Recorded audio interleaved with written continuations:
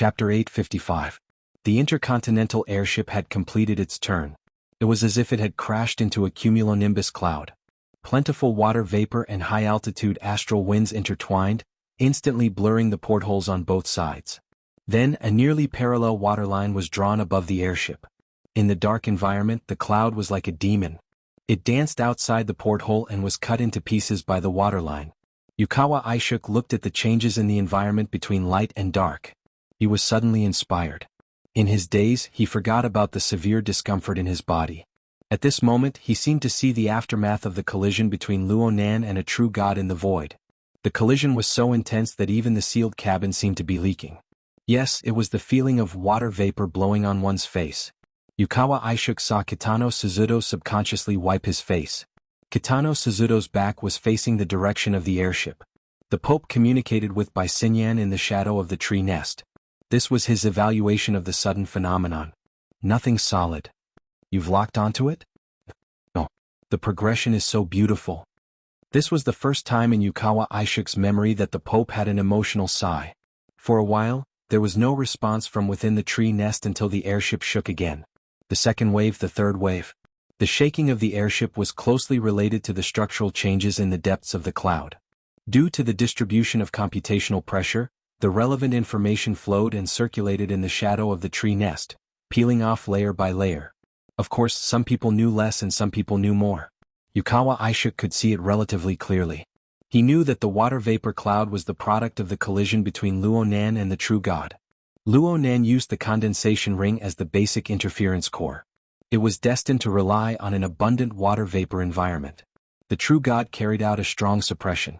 The collision of the two sides on the material plane caused the water vapor in the sky to condense and explode abnormally, creating this cloud phenomenon.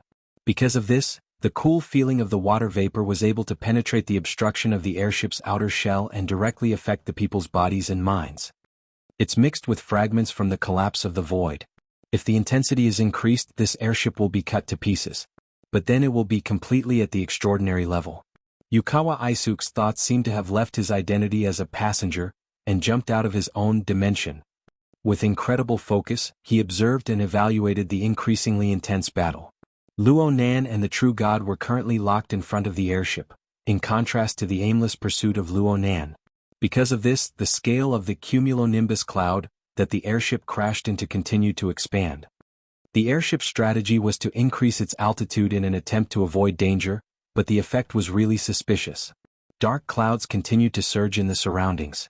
Between the layers of clouds, lightning and fire swam about, flickering and extinguishing. Some of them even struck straight at him. Although they were all blocked by the insulating armor on the outer layer, the thunderous roar still crushed in. Each strike was louder than the last, each strike stronger than the last. The cries and screams from the lower cabins never ceased. This stalemate was really absurd. According to Yukawa Aishuk's observations, the true god should have locked onto Luonan's relative position. It was relative to Luonan's current functional region within the spacetime structure. Right now, he was still bombarding Luonan's outer shell. He had yet to truly explore the core. Luonan was still hidden deep within the void, and the true god was constantly trying to squeeze him out from the spacetime structure. For this reason, Luonan adopted an unprecedented proactive attitude. He forcefully interfered with the plentiful water vapor of the material plane, forming some sort of defense system. He used the mutual interference between the mental and the material plane to continuously dissolve the true god's attacks. This was what the Pope meant by progressive levels. Thoughts that even he himself found hard to understand revolved wildly in Yukawa Aishuk's mind. It was like a drill drilling deeper and deeper, getting closer and closer to that mysterious and unfathomable level. But unwittingly he drilled through the limits of his body. In the end he collapsed. His vision went black and his mind suddenly went blank. Yukawa Aishuk's figure fell forward, falling out of his seat. Fortunately, Kitano Sueto reacted in time. He extended his arm to block, preventing Yukawa Aishuk from hitting the ground. But at this moment, the shadow of the tree nest was affected by Yukawa Aishuk's mental disruption. It lost an important support and the structure of the mental plane suddenly shook. Yukawa Aishuk fainted in time, so he wasn't affected. As for the others, whether it was by Xinyan, Kitano Sueto or the group of bodyguards, they were all affected to varying degrees. For a moment the sky was dark, and there was strong light and high temperature that penetrated the shadow barrier. It was much more refreshing than being exposed to the sun. Several people let out muffled groans. Most likely they suffered damage on the mental plane. The Pope's telepathic thoughts paused for a moment, and then the structure of the tree nest returned to normal. But at this moment, the mummified puppet suddenly fell to the ground. Bai Xinyan, who was in front of him, didn't reach out. She watched as the corpse fell to the ground with a muffled thud. Bai Xinyan's eyebrows twitched. She could confirm that the Pope had left the last bit of blood essence in the puppet's body to save the situation. He had burned it in this accident. She sighed. Sometimes having the ability is a problem. Yeah. The Pope's telepathic thoughts were quite steady. He didn't have any intention of venting his anger, and he couldn't find a reason to be angry. Anyone with eyes could see that Yukawa Isuke's fall was almost certain. His thoughts were unexpectedly compatible in the field of space-time configuration, which caused the analytical pressure to be too great, and his physical fitness couldn't keep up. It was like using a primitive single-cylinder engine to drag a heavy truck, and still having to run at the speed of an F1. It was only a matter of time before the tank exploded. Since the Pope had used the structure of the tree nest to divert some of the pressure to others, and obtain the effect of reducing the pressure, he had to bear the corresponding risk. Bai Xinyan timely said, "Misfortune may be a blessing in disguise. I still have to congratulate your majesty on obtaining another beautiful and talented person." In the shadow of the tree nest, she could no longer feel the Pope's emotional response. It was as if he had sunk into emptiness and swallowed the corresponding information. But Bai Xinyan still had a feeling that something had been hooked by an invisible claw, and disappeared without a trace. Was it the Pope's firm judgment and confidence? Bai Xinyan frowned slightly. Half a second later she suddenly stood up, and directly stepped over the mummified corpse of the Pope's puppet, and walked to the front of the first-class cabin. Kitano Swedo, who was in front, was stunned for a moment. He quickly used the opportunity to help his boss settle down to make a path. The Pope was still there, but the puppet still had some kind of symbolic meaning. When the puppet fell, it was as if a switch had been flipped, and an invisible layer of restraint was released from the body of the people. Bai Xinyan was only the first to verify it. The advantage of intercontinental airships over traditional passenger planes was that they were stable, safe, and relatively spacious. The first-class cabin was also first-class in terms of space utilization and enjoyment. There was even a small observation deck at the front, which was the best view of the entire airship, second only to the cockpit. But it was night time and there had been many unforeseen events. The observation deck was wrapped in thick armor and it was tightly sealed. Of course, this was not a problem for Bai Xinyan. After a few steps, the outer armor was slowly opened under her permission. When Bai Xinyan walked up to the observation deck, footsteps sounded behind her. It was Kitano Swedo. This head bodyguard of the Xuanhuan family, even if it was just a physical body, was still a B-level powerhouse. In the structure of the tree nest, he was shouldering a lot of the pressure. Correspondingly, he also had his own thoughts about the situation, but he was just suppressing them. Bai Xinyan did not care what he was thinking. She looked at the dark clouds in front of her. Just then, another lightning bolt struck down from the sky, illuminating the outline of the clouds that were like the precipice of an abyss. The incoming clouds were like beasts and demons that lived among them. They hit the outer shell of the airship and instantly shattered, then reassembled into other demonic shapes. After a second, Kitano Swedo, who was beside her, let out a low gasp. Over there. What affected his breathing was not the cloud phantom that was pouncing at him, but an area further away between the flowing and changing clouds. There was an obvious difference. How to put it? If the outer layer of scattered clouds was peeled off, the central area was obviously also made of clouds, but the outline was sharp, orderly, and full of artificial sturdiness. Another lightning bolt struck down, directly piercing through the outer layer of clouds and bombarding that area. In the eyes of Bai Xinyan and Kitano Swedo, faint ripples appeared in the void. The lightning bolt warped and curled around the periphery of that area until it dissipated. Some of the dissipated lightning eventually broke through, collapsing a corner of the cloud structure. But soon lightning surged to fill the gap. It was still a square block, but it felt even more sturdy. It was simply a defensive fortification built by relying on the cloud mountain. Or perhaps it was a towering mountain pass in front of the airship. No matter how the outer layer of clouds changed, no matter how powerful the lightning bolt struck, that area continued to be fortified. It gave people the feeling that if the airship were to collide with it, it would most likely be smashed into smithereens. A fortress of the Ring of Blood will? Bai Xinyan glanced over. This one sentence proved that Kitano Sweato had done his homework on Luonan. Of course, this was due to the fact that this toy was famous. It only existed in the circle of ability users in Xia City. It was a marvelous configuration design that spread through all sorts of channels. If it were projected onto the plane of reality, it would probably look like this. Bai Xinyan did not object. She just muttered, "The Ring of Blood will fortress?" The two of them spoke one after another, but before they could really communicate, a strong light suddenly burst out of the gloomy clouds. In the blink of an eye, it surpassed the level of lightning.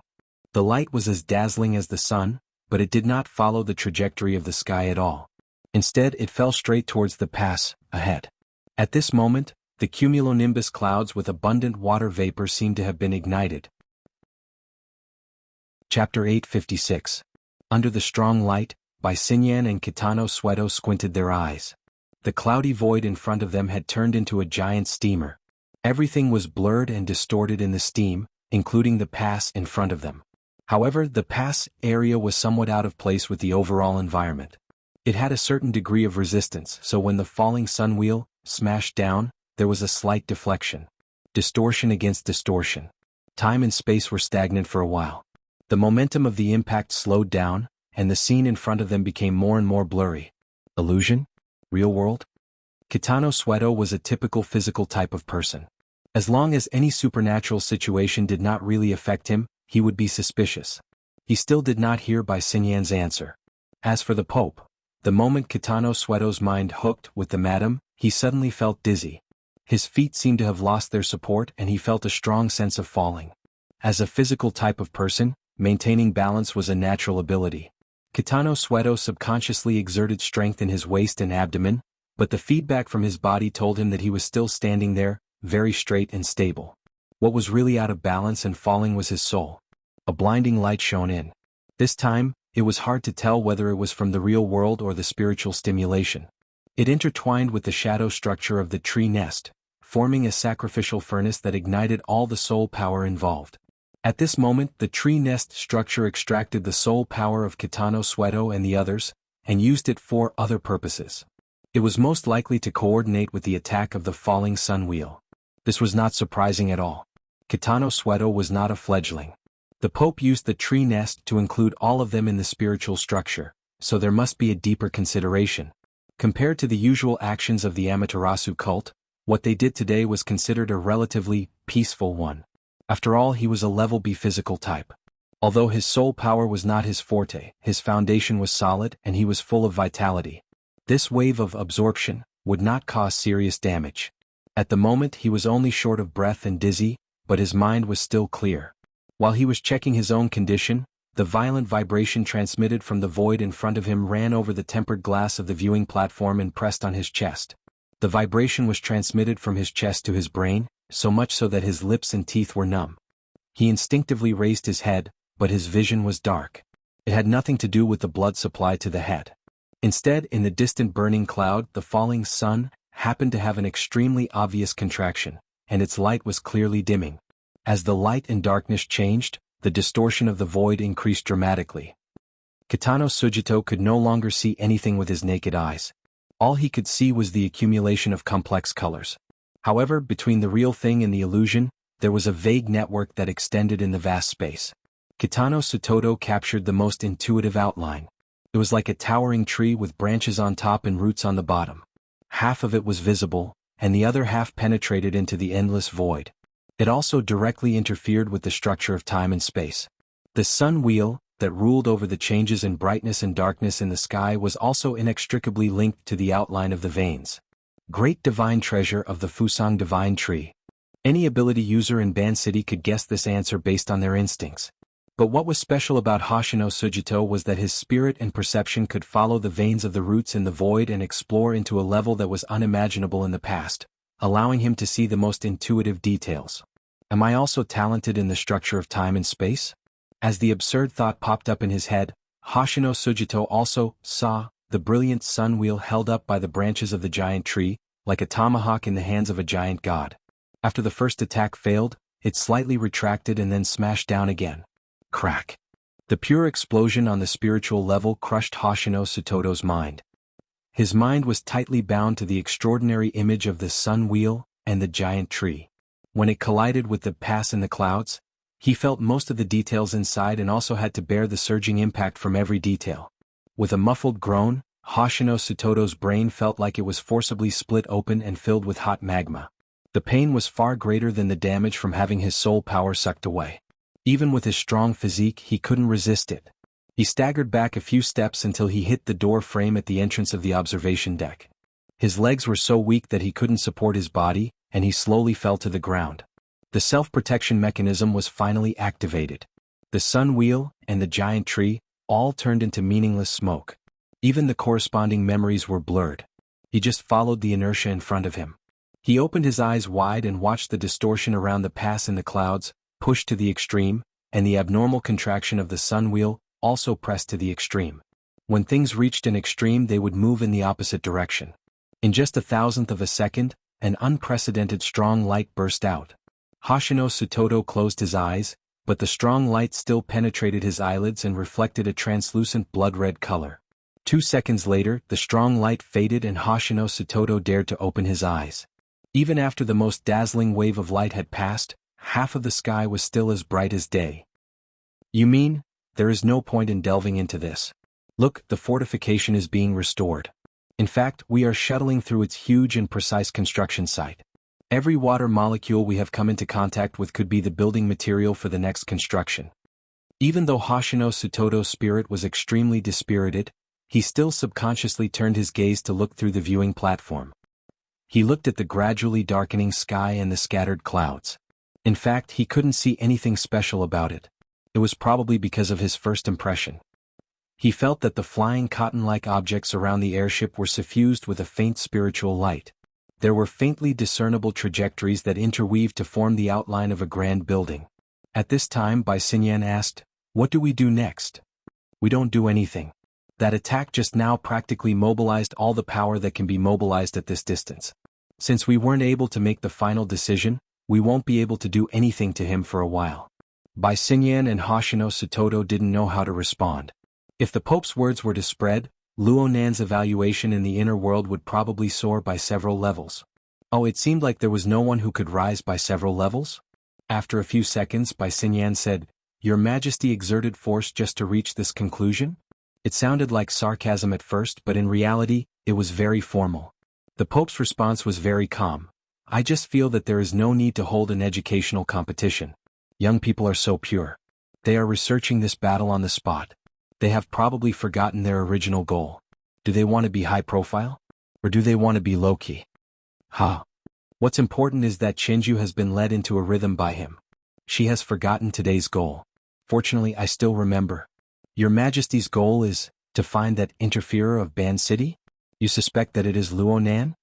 Bai Xinyan's telepathic thoughts suddenly became straightforward. The Pope took advantage of the situation to continue. "Look, the situation has become clear. Today we have at least verified that he has this ability. Don't say doubt. That will only make people more confused." Confused? His ability exceeds expectations, but his critical performance deviates. He can't see through the inside. Of course he will be confused. Oh, so he encountered a confusing choice when doing a multiple-choice question? The Pope's telepathic thoughts seemed to be laughing. "Child, reality has never been a question. Only a young man with a straight and narrow eye would need to be matched one by one to be flawless. Right now, I just need to know that he is a fellow that needs to be taken seriously." The telepathic thoughts continued, but the structure of the tree nest could no longer support itself. It suddenly collapsed and turned into nothingness. Chapter 857. The tree nest on the spiritual plane collapsed, and the participants who were passively trapped in it returned to the real world. The natural curtain of night descended once again, like a thick blanket, blocking the field of vision, giving people a sense of self-deception and peace of mind. The Pope, who was in charge of the situation, left. The observation deck remained silent.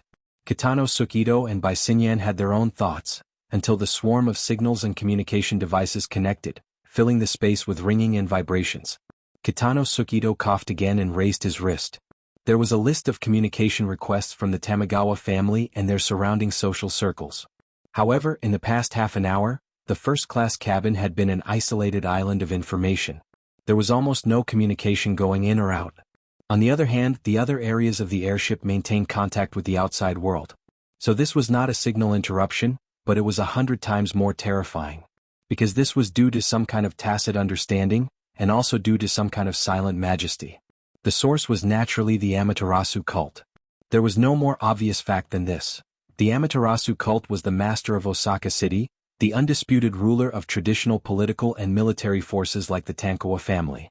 Looking at the source, it was only 20 to 30 years ago. At Kitano Sakito's age, he had witnessed the entire process of the rise of the Amaterasu cult. This was the power and effect of a transcendent. If that was the case, the other side should be very fast. Kitano Sakito suddenly shivered. After stirring up a scene that was almost out of control, the Pope patted his butt and left. The true God probably wouldn't stay either, but the other side of the conflict was clearly still here. At this time, the intercontinental airship had completely passed through the ruins of the cumulonimbus cloud cluster. It was said that the cloud pass was still being rebuilt, and it had been completely left behind. But what was the point of such a small distance for a transcendent of that level? Thinking of this, Kitano Sakito did not have the mood to respond to the swarm of communication requests. His muscles tensed up and he struggled to stand up from the ground. He wanted to respond effectively, but he was at a loss. Don't worry, under the mask of rationality, Professor Luo is not the kind of person to vent his anger on others. Speaking of which, we are also victims. Although he agreed with this self-assessment, was it really okay to say it so bluntly? Bai Xinyan's breathless voice didn't comfort him at all. Instead, it made him feel even more uneasy. Right now, he even felt that there was a piercingly cold will being injected into every single water molecule around him. It seemed that the next step would be to penetrate into his flesh and bones, see through everything and sketch out life and death. Professor Luo could definitely do it. Subconsciously, Kitano Sakito put a hand on his chest, hoping to stabilize his abnormal heartbeat. At the same time, a faint light appeared before his eyes. It was Bai Xinyan opening the virtual workspace. What was shown in the work area was work. Hey, such a thing has just happened, and yet you're forcing me to sign it without any consolation. How cold-blooded and foolish. It turns out that I'm surrounded by a nest of giant lizards with only their cruel nature left. What? Actually, Kitano Sakito wasn't sure if Bai Xinyan was talking to him, but it felt better to chat at this time. While Bai Xinyan was operating in the virtual workspace, she refuted, "It's already like this and you still want to stir up trouble in Osaka? Of course I refuse." Kitano Sakito opened his mouth. He felt like he was watching a stage play. Bai Xinyan's expression and actions were on point, but there was a strong sense of deliberate intent, as if she was purposely putting on a show for someone to see. It was really a satirical play that made people unable to laugh. At this time, Bai Xinyan had finished her work. She turned around and kindly continued to comfort him. "Mr. Kitano, it's almost over. Look at the two of us. One is a bodyguard and the other is a kept woman. We both have masters to serve, and from time to time, we have to expand our service scope. Our lives are already so hard, why do we have to think about things outside of our duties? What F*** King Sugar Daddy?" Finally, Kitano Sakito remembered that this was an analogy that Bai Xinyan had used when she was talking to Yukawa Aishuk. In fact, it was still an analogy. Yes, we just have to be loyal to our duties. Kitano Sakito bowed to Bai Xinyan, and his gaze landed on the first-class cabin behind the observation deck. Right now, the first-class cabin was a mess. A group of bodyguards had survived the disaster, but their soul power had just evaporated. Each of them looked like they were in a daze. Yukawa Aishuk was still lying in the aisle, and the almost forgotten Shanbei Xiahui was still there. This was a situation that required a lot of effort to clean up. Then again, compared to other related situations, this might be the easiest to clean up. Kitano Sakito began to busy himself with the aftermath. During this time, communication requests from the outside world continued to come in. These requests came from all sorts of directions, but their focus areas were highly overlapping. Thus, a series of high-frequency words were formed. The Amaterasu Order, the Pope, the True God. These words were definitely inescapable, but they would always add some evasive modifiers. In comparison, another word was much more direct. Luonan, Luonan, Luonan, buzz, buzz, buzz. It's weird. Luonan floated under the water of Beishan Lake. A strand of his consciousness was anchored in the clouds 1,000 kilometers away. Doing two things at once was no big deal for him, but there was still some pressure when it came to analyzing and designing the spacetime configuration. He needed to be more focused. At least half of Luonan's mind was still focused on the moment when the sunwheel descended and bombarded the pass in the clouds. He watched as the sunwheel jumped out of nothingness, crushed the obstruction of the spacetime structure, and smashed down on his head.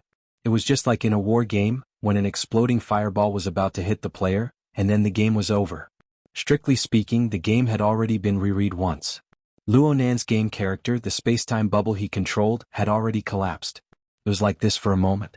The key to the impact of the falling sunwheel was not the impact.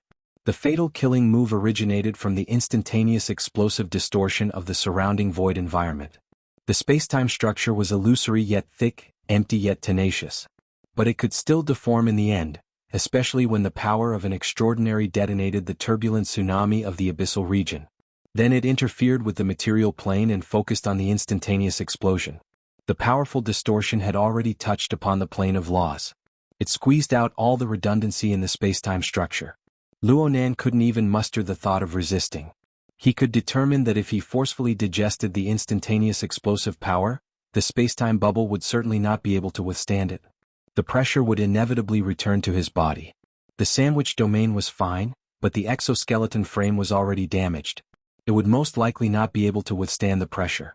So Luonan let it happen. The spacetime bubble collapsed, but the net's core, which had been pouring into the void, was still preserved. Luonan quickly reconstructed on this foundation. There was a gap of about 2 seconds between the collapse and the reappearance. It was short, but for the true god and the Pope, 2 seconds was enough to explain the most crucial problem. The spacetime bubble was highly suspicious in its nothingness. I made a mistake. Luonan admitted that he had avoided direct damage in that instantaneous collision, but he had also lost his strategic target. He had allowed the true god and the Pope to see part of his bottom line, which would inevitably cause him to be passive. But who would have thought that the true god and the Pope, two extraordinaries, would actually join hands to deal with a junior like him? That's right. The attack of the solar wheel descending had the true god providing the output and the Pope controlling it. The two extraordinaries had synchronously controlled the propping mulberry tree's great divine treasure system, giving Luonan a head-on blow. This blow had shattered Luonan's disguise. It had also forced him to reveal the level of his ability. It had made him expose, or at least partially expose, his strategic intent. The following problems would certainly be very thorny. But then again, the true god and the Pope had exposed a lot of information in that moment. Especially the Pope's tree nest structure. It used wuxialover and the others as fulcrum and fuel. Admittedly, it saved quite a bit of strength, making it possible to strike a thunderous blow from over 1,000 kilometers away. But at the same time he had also given Luonan a chance. This allowed the altar's spiderweb, which had been laid out earlier to probe into the human heart, to seep in. Similarly, wuxialover and the others acted as fulcrum as well as a medium and channel. The subjective perspectives and operations of the true god and the Pope during the pursuit and the solar wheel descending attack were transmitted back one after another. This was an exquisite operation built upon the level and train of thought of extraordinaries. It was built upon the foundation of the propping mulberry tree's great divine treasure system. Even if Luonan had been in the game, he would not have been able to experience this level of detail by relying solely on wuxialover and Kitano Suzuto. However, Luonan had borrowed the altar's spiderweb to integrate various perspectives. He had cleverly increased the precision and sensitivity of these detectors. He had discarded the blurred, distorted, and exaggerated impressions, forming a stream of information that was like a high-definition video. He could even play it frame by frame and study it over and over again. There was no more beautiful replay than this. Also, Luonan felt that he needed to re-evaluate the effects of the Daydream Nightmare incident. It was precisely this early investment that allowed the breadth and depth of the altar's spiderweb to grow explosively. If it weren't for the need of today's actual combat, Luonan would not have known that 99% of the passengers on the intercontinental airship had already been pulled into their homes by the spiderweb. It was just a matter of how deep the spiderweb was. Just how many of them would be needed in the entire world to analyze the situation on the airship.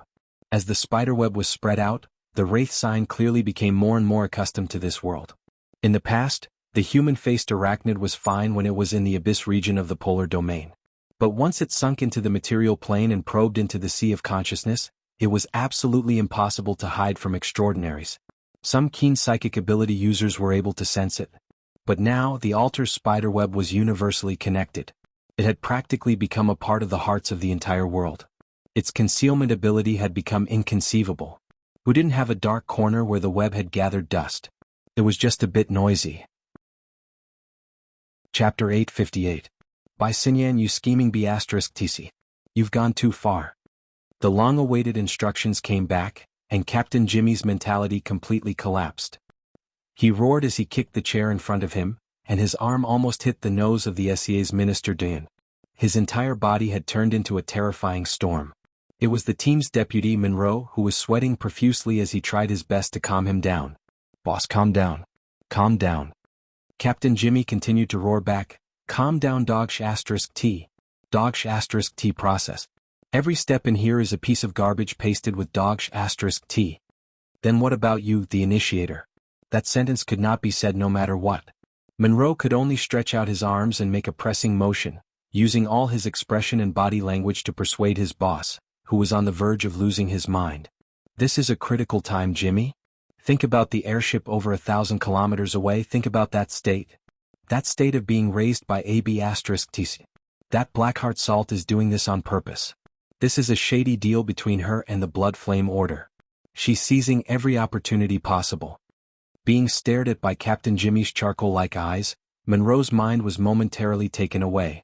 Aside from being overwhelmed by his aura, he also felt the grade suppression of the 7th-generation dynamo core. His mouth opened and closed twice, but he couldn't finish his sentence in time. "Great, if she wants to disgust us with the process, I'll accompany her to the end. It's just another round of dog*t. I'll report the new discovery to the East Asia Department." "Are you deaf? Memory loss? You didn't even record the large piece of intelligence analysis just now.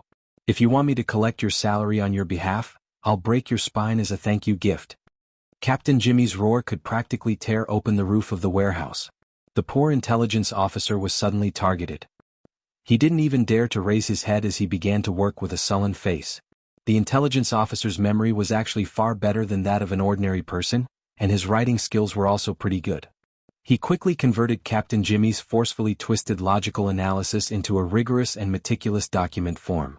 Seeing the content of his imagination quickly materialize into words, Captain Jimmy finally grinned. He already couldn't wait to sign and send it over. He didn't expect this kind of one-sided statement to be able to move the bureaucrats of the East Asia Department, as long as it could have the effect of disgusting by Xinyan. Captain Jimmy's expression suddenly changed. "BZZT. The sudden vibration signal affected all the members of the operation team in the warehouse. There was almost no delay. At this moment, the dynamo core determined that the main body was in peaceful mode, and immediately displayed the received information on their retinas. Captain Jimmy choked again. He wanted to vent his anger, but in the face of such a high-priority order, he had to temporarily suppress his emotions. Remote conference? Menda pondered over the core words of the notice, but he was also confused. The fewer words, the bigger the matter. A simple meeting notice was sent to every team member, bypassing the frontline commanders. Even when he wasn't at war, he was still extraordinary. Most importantly, it had come at the right time. "Boss, the meeting will start in 10 minutes. Do you think?" Men turned his gaze to the SEA's Minister O'Hara. Captain Jimmy's black and red face still had traces of distortion, but he didn't make a sound and only turned his head to the side. Mend let out a sigh of relief and immediately fulfilled his duties as an assistant. He put on a smile and politely asked Minister O'Hara and the other SCA officials and staff to leave. If they wanted to wait outside, they could wait outside. If they didn't want to, no one would care even if they went home. This layer of buffer was awkward but effective. When Mend turned his head, Captain Jimmy had already sat down with his eyebrows furrowed. The intelligence personnel who were chased away felt like they had been pardoned. They focused on adjusting the remote channel and preparing for the meeting. Video conference? Reality conference? Tactical conference? After a quick exchange, the emotions of the operation team members in the warehouse were much more relaxed. They weren't unfamiliar with this kind of situation. As the new generation of burners equipped with the 7th generation dynamo core and operating the latest Deep Blue platform, they were originally expensive experimental subjects. They were deployed all over the world to carry out various missions in order to continuously send back experimental data to support subsequent research. On a more realistic level, they also needed to form a brand new tactical system based on the new platform. It had already become a habit to have a tactical conference every 2 or 3 days to exchange experiences. Things like tonight, which consumed a large amount of resources to achieve the effect of long-distance reality communication on a global scale, only proved the importance of this conference. Captain Jimmy needed to carry out this conference as a tactical command. Everyone in the warehouse became busy. Have the surveillance personnel been withdrawn? In position in 4 minutes. Warning system? Activated. Inspecting mental link. Link node clear. Group synchronization rate at 97%. Connecting to Mirror Image 1 network. Connected. Two-way synchronization initiated. Environmental interference index normal. Captain Jimmy glanced at it and saw that the interference rate was floating around 2%. This rate was very low and had no practical value. However, it was already a relatively ideal state for long-distance communication. If it was a requirement for actual combat, it would be at least 10%, which was probably the standard of the previous version of formatted space. Their operation team's record was 47%. As for the laboratory environment, the highest record was a heaven-defying 70%, which was said to be able to kill even extraordinaries.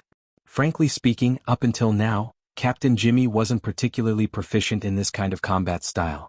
The laboratory, on the other hand, was thinking of all kinds of ways and opportunities to deepen the impression of this batch of experimental subjects. Reality information loading. Countdown to login. 3, 2, 1. The archetype format symbol that represented the transfer to virtual reality appeared and instantly enlarged. When the tetrahedron, inscribed and circumscribed spheres expanded to the limit of vision, the emptiness of the central region opened up.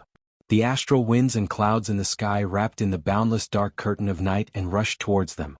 This might be a real scene or it might be a completely virtual product. Captain Jimmy habitually moved his limbs, but the low interference rate and emptiness made this movement meaningless. He gave up on the warm-up and turned to look around. His operation team had finished assembling and was now in this airspace. In other directions, figures appeared one after another. Most of them were familiar faces. They were all burners who carried the Apocalypse experimental 7th generation Dynamo Core. Director Yen is over there. Captain Jimmy quickly saw that their true leader, Yen Yonghua, who was known as the pioneer among burners, was not far to the side. He was a gloomy and paranoid guy. More importantly, his authority over the Dynamo Core was one level higher than most of the people here. Whether it was public or private, Captain Jimmy had to go and greet him. Hold on. Men stopped him for a moment, indicating for Captain Jimmy to observe Yen Yonghua's expression. I'm afraid he's not in a good mood. Oh?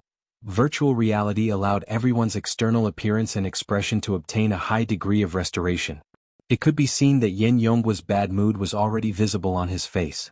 His face was ashen, clearly indicating that others should stay away.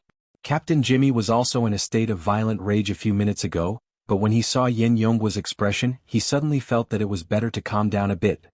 Discussing their superiors was everyone's common hobby. Jimmy and men were no exception. I remember that he was in a good mood a few days ago. He was waiting to watch a good show. It's an auction. He's waiting for Professor Luo to make a fool of himself. Tiske. The two of them understood. It was at this time that a clear graphic presentation appeared in the night of virtual reality. It went straight to the point, informing everyone of the topic of this conference. Nature of the conference, tactical seminar. Objective of the conference. Conduct an analysis and research on atypical extraordinaries and formulate a targeted tactical plan. Case reference. Intercontinental airship attack and defense battle keywords.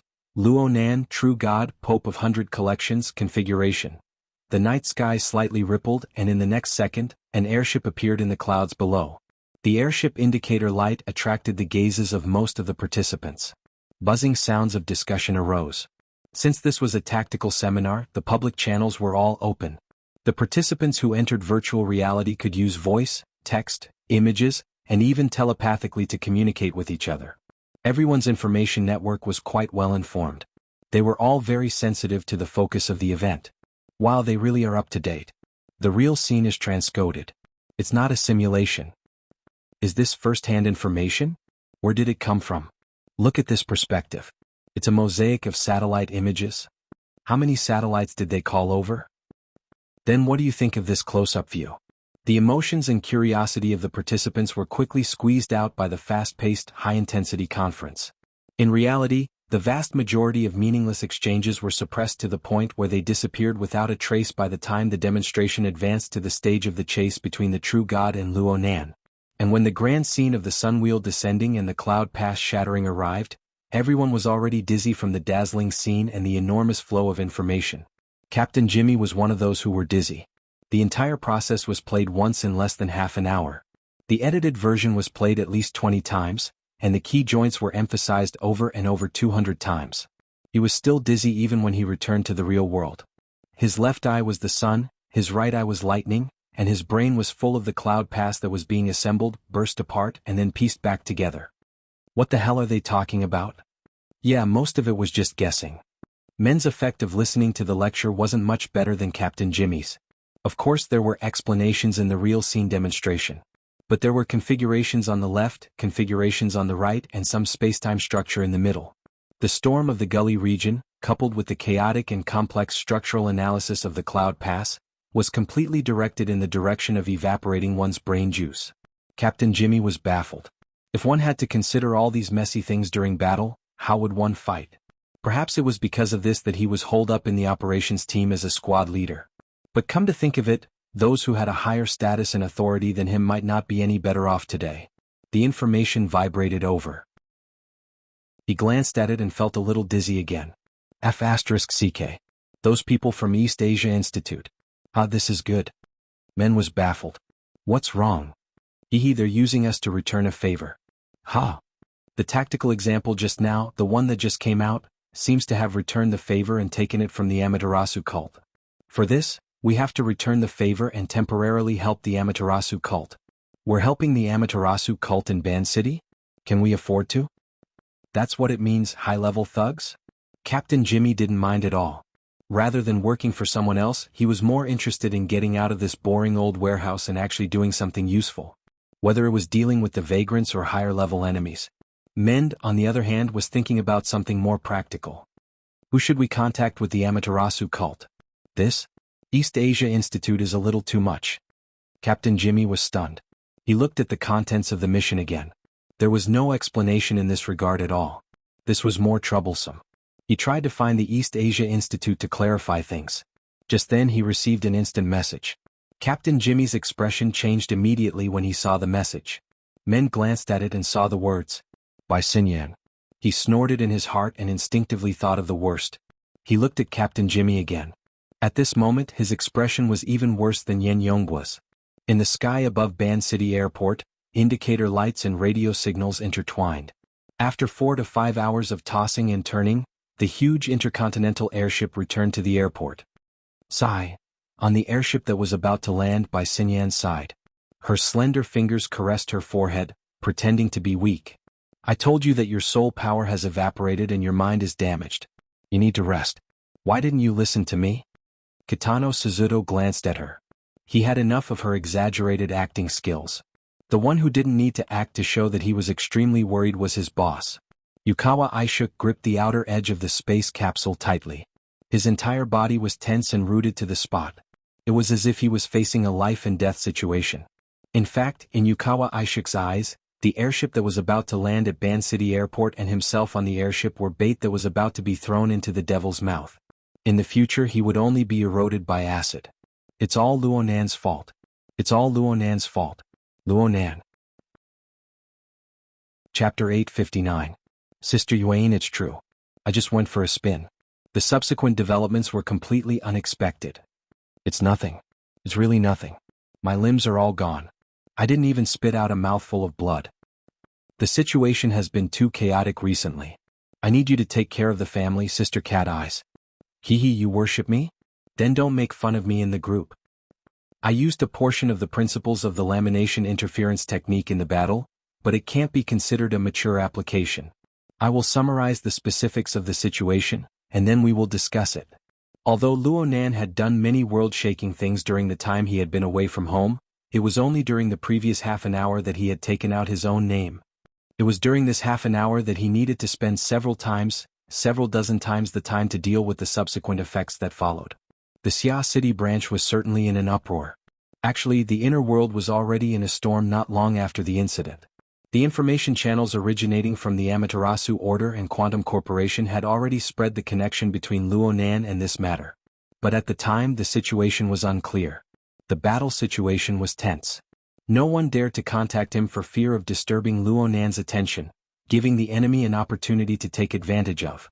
The group of people were scared witless. They did not dare to casually send messages until the end of the battle. Luonan still had a conscience, or perhaps it could be said that he had a guilty conscience. He took the initiative to leave the silent state of communication and find Yuan to explain the course of events. This caused a second explosion in his circle of friends. Luonan spent a bit of time communicating and explaining to his family and friends in Xia City. This was not difficult. Let's not talk about the reason. Everyone understood his current situation. They respected his choice and strength. They would not drag him into asking questions. The true trouble was outside of his network of connections. Luonan. Whether it was during the silent state of communication or during the communication with his friends, Luonan's ears and heart never had a moment of rest. Yes, his method of misleading true gods and the Pope with his game character had failed. But this spectacular failure was like the strike of the falling sun chakram. It smashed into the hearts of millions of people in the world. And the vast majority of these millions of people had a thin spider thread extracted from their mental plane. The threads interweaved and scattered, building a complex and deep spider web. Now, what he sensed was the echoes of the emotions transmitted by the thousands of people through the spider web. As for the exact number of tens of thousands of people, currently there are already 90,000 stable cage bubbles on the altar's spiderweb? 100,000? A stable cage represents an awakened who have cultivated successfully. How many people are there in the entire inner world? According to Luonan's impression of the latest statistics, the number of registered ability users in the entire world was only around 76,000. This was the result of explosive growth in the last half year. Of course, this number did not include the nomads of the wilderness, the military's burners, and the ever-increasing number of human mutants. But even if these people were included, the number of people bound to Luonan's altar spiderweb covered over 90% of the world's awakened. As for the ability users that were even further away, similar to Worker Zhai before he awakened, their numbers were 10 times greater than the previous group. Without a doubt, this was another full coverage. As for the bubbles of ordinary people that were born and extinguished with the passage of time, their scale was enormous, and their changes were rapid. They had already lost the meaning of statistics. Rather than calculating numbers, it was better to evaluate the breadth of the space they covered. It was more or less the same as the soul cloak. There definitely weren't this many in the past. Luonan had done a similar inventory before. It definitely wasn't on this scale. He had already guessed why. The Daybreak Nightmare is very powerful. The Abyss World's might is boundless. But right now this isn't the main point. Luonan's current name was only known by a few people in the government, the military, and the upper echelons of the business world. But from the perspective of the inner world, Luonan's name could already be said to shake the world. There was no one who didn't know him. Especially this sort of freshly minted extraordinary information. It involved extraordinaries, and it also stirred the secular world into action. It formed a news event with global influence. Anyone who was close to this circle could not avoid talking about it a few times. In this way, hundreds and thousands of people revolved around Luonan every minute and every second. Their thoughts unfolded, and they even conversed with this name. A storm of information and a maelstrom with no end gradually converged within the constantly changing space and time. If it were someone else, this storm would only exist within the transmission and storage of various media, relying on a material carrier to exist. But for Luonan it was a different situation. The altar's spiderweb stood in the void, appearing and disappearing in the hearts of people. The noise that echoed in the mind was like the vibrating hum of mosquitoes and flies. Not only did it make clear the core meaning, it also informed every noise-making node without restraint of the location, medium of transmission, flow trajectory, and even emotional color. This was the resonance between the human communication network and the altar's spiderweb. It was the deep level of information in the material and mental domains. It was the comprehensive feedback of Luonan's deep and rich layers of senses. At this very moment, Luonan's eyes and the bottom of his heart reflected such a complicated background and complex world. It was precisely because of the complexity that the noise surged with large amounts of repetitive and redundant information. It formed a surging flood that washed over him without end. This is a bit annoying. Though he said this, Luonan's state of mind was still quite calm. It was unknown when it started, but dealing with this information storm that could collapse and burn brain cells had already become a part of Luonan's daily life. The grand structure of the living starry sky, the global coverage of the soul cloak, the trillions of fragments of the misty maze, the sun wheel and absolute purgatory formed together into the abyss world. Again and again each wave was more powerful than the last. In the end, Luonan was equipped with an immunity. This made him no longer drift with the tide. Instead, he followed his own logic to buffer, precipitate, divide, and even analyze and integrate the enormous amount of information. In fact, the information storm that surrounded Luonan was much more regular than the attacks he had suffered before. The regularity represented familiarity and order. Luonan subconsciously muttered, "Oh me." At this time he was the incarnation of a small wooden stick that reached into the cotton candy machine. From the grand structure of heaven, earth, and the hearts of people, he accumulated sugar threads to form a marvelous cloud-like creation. It would be quite good if he could create cotton candy with ordinary craftsmanship. But if he used himself as a yardstick, transformed his knowledge into rules, measured the hearts of people, and followed the law to create things. Luonan closed his eyes, and his thoughts naturally poured into the altar's spiderweb. Within the complex layers of the network, on the back of the wraith sign that climbed up and down, within the flood of information and life force that weaved back and forth, there seemed to be an incorporeal 3D printer operating, causing a certain silhouette to gradually appear. That appearance was that of Luonan. Compared to Luonan of the real world, the two were like human figures inside and outside a mirror. They were mirror images of each other. Only some of the details weren't perfect enough. They needed to be corrected. Chapter 860. Everyone has a heart that strives for perfection. They want to fix imperfections. Luonan's thoughts shuttled back and forth on the mirror image, comparing it with each other. It was more or less the action of looking into a mirror. And the more he examined and corrected it, the more detailed the mirror image revealed. This was not strange. This was because this was the accumulation of images, emotions, and calculations in the hearts of hundreds of thousands of people. Thanks to the blessing of modern imaging technology, very few people would mistake him. At the very least, they had a basic understanding of his appearance. This guaranteed the basic recognition of the mirror image. But under the appearance of convergence, everyone had their own understanding of Luonan in their hearts. Just as the saying goes, different people have different opinions. The vast majority of people had fixed impressions based on the guidance of various media, but they more or less had their own opinions. There were overpraise, prejudice, vilification. And they were using modern convenient channels of information to rapidly communicate with each other, influencing and overlaying each other. In this way, the corresponding accumulation of images became more and more cumbersome, redundant, complex, and contradictory. Most importantly, it was distorted. This gave Luonan the fulcrum to pry open people's hearts. But it was precisely this distortion that passed through the spiderweb of the altar and converged onto the mirror image. The surface was calm, but the inside was conflicting and colliding with each other. It could collapse and fall apart at any time. The reason why it did not collapse was because the mirror image existed in advance. It was the basic core that Luonan had already established. It was built on the foundation of formatting theory. It went through the polishing of the 9 orifices 6 roots martial arts philosophy. It went through the deepening of coupling theory, and it went through the immersion of the condensation ring and other configuration concepts. Luonan relied on this to construct the glorious and resplendent living starry sky, touching upon every corner of the complex and real world. Of course, the system brought by the wraith sign had always surrounded and influenced him. And all of this, if traced back to the source, could be attributed to the abyssal world sun wheel and absolute hell. It was a vast and dangerous balance. Luonan had deduced this when he researched the lamination interference technique. Now he naturally used it. It was this clear dissection that anchored a relatively stable fulcrum for Luonan between heaven, earth, and the hearts of people. The changes of the wind and clouds in the surroundings had a fixed foundation. It could be deduced and born from basic rules. Of course, these rules were still fuzzy, but they were already divided into near and far, virtual and real and illusory.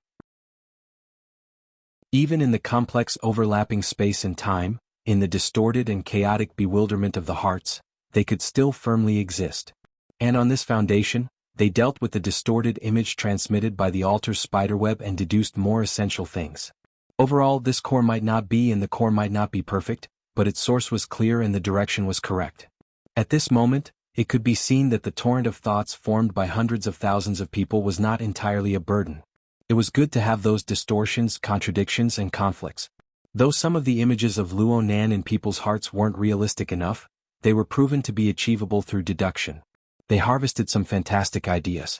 Some of them appeared to be very reasonable, but after deduction, they discovered that their current strength was insufficient. There were also some that were completely off the mark in their deductions. Their roots were wrong and they didn't belong to him at all. So in Luonan's eyes, the mirror image on the altar's spiderweb grew more and more real. The distorted and chaotic elements were gradually expelled from the mirror image. They were like clouds of mist, spiraling and undulating. Oh, was it a misconception? Luonan suddenly sensed something. The veil of invisibility that his main body carried seemed to have become a bit thicker. That's right. Luonan even captured the source of the change. The mist that had been expelled formed a mirror image as well. It crossed the barrier between real and illusory, entering the domain of the real world. It reacted with the veil of invisibility, fusing with the veil of invisibility. It was an order that had existed long ago. Luonan's thoughts followed the distorted elements and transformed mist. They naturally entered the depths of the veil of invisibility, touching upon the veil of mist and the order that had existed long ago. It was like an ornament that hung behind a gauze curtain. It was faintly discernible, but it was arranged in disorder and categorized. Every individual ornament was a convoluted creation of its own rules. There seemed to be some sort of orderly connection between them. Without a doubt, these were all things that had been analyzed, used, and stored by the stacking interference technique. When combined with the essence of this technique, it was like a mask. As long as one put it on, one would instantly become another person. Of course, the vast majority of these masks could not be used. After all, Luonan had yet to create a true corresponding spirit core. He had only drafted a private version of the configuration design. This was the difference between the public version and the private version. There were many intelligent and automated steps that required him to do it personally. He had to research and ponder over them one by one to find the corresponding activation program. Only then could he use them. But in any case, he had walked the right path. Not only did the previous accumulations exist within the veil of invisibility, new elements were constantly precipitating. They grew in number and clarity. They originated from Luonan himself. They came from his core. All sorts of abilities, skills, and rules were analyzed within the core. They were transformed into materials and components, arranged in order. All sorts of designs were needed to be pieced together in order to finally form a complete and logical mask template. For example, based on the condensation ring, he had already derived skills such as the water drop sword and soul cloak. Going even more complicated, the cloud pass he had just created involved basic materials from other domains and was pieced together under the rules of the configuration system. But from the looks of it, this was just a semi-finished product. He needed to review and research many times before he could finally take shape. And even if he did take shape, this kind of template would be relatively monotonous. Was he supposed to go out and fight enemies? Was he supposed to hide inside like a tortoise? He needed to bring out a set of combo punches. Of course, this series of materials that belonged to Luonan had already been integrated into his current default template framework. Overall, it was already quite mature. And this default template seemed to be able to perform more perfectly than Luonan's body and soul framework. After all, this was the product of theorization. Speaking of which, the stacking interference technique was very much like an analytical tool when used. It could perform an in-depth analysis of the various elements contained within itself, or it could perform combinatorial experiments. It was simply like a laboratory cum dressing room. It was an extremely efficient operating environment. But no matter how efficient it was, Luonan still needed to expend quite a bit of effort to reassemble a new template, especially one that could completely conceal his identity. Luonan found a new toy and his mind naturally fiddled with it. During this process, the mirror image on the altar's spiderweb and his true self in the real world intersected and fused on a deeper level. The space-time bubble around his body correspondingly transformed into a faintly discernible mist. It was lively and fleeting. It seemed to be supported by an incorporeal flow of air, and sunlight and moonlight rotated and poured into it. It transformed into boundless colors and shapes. And as he fiddled with it, the original decorations and the new products that had gradually accumulated flowed through his mind like a horse lantern, allowing him to inspect his memories. This one had just been precipitated. It was useful. It was too simple.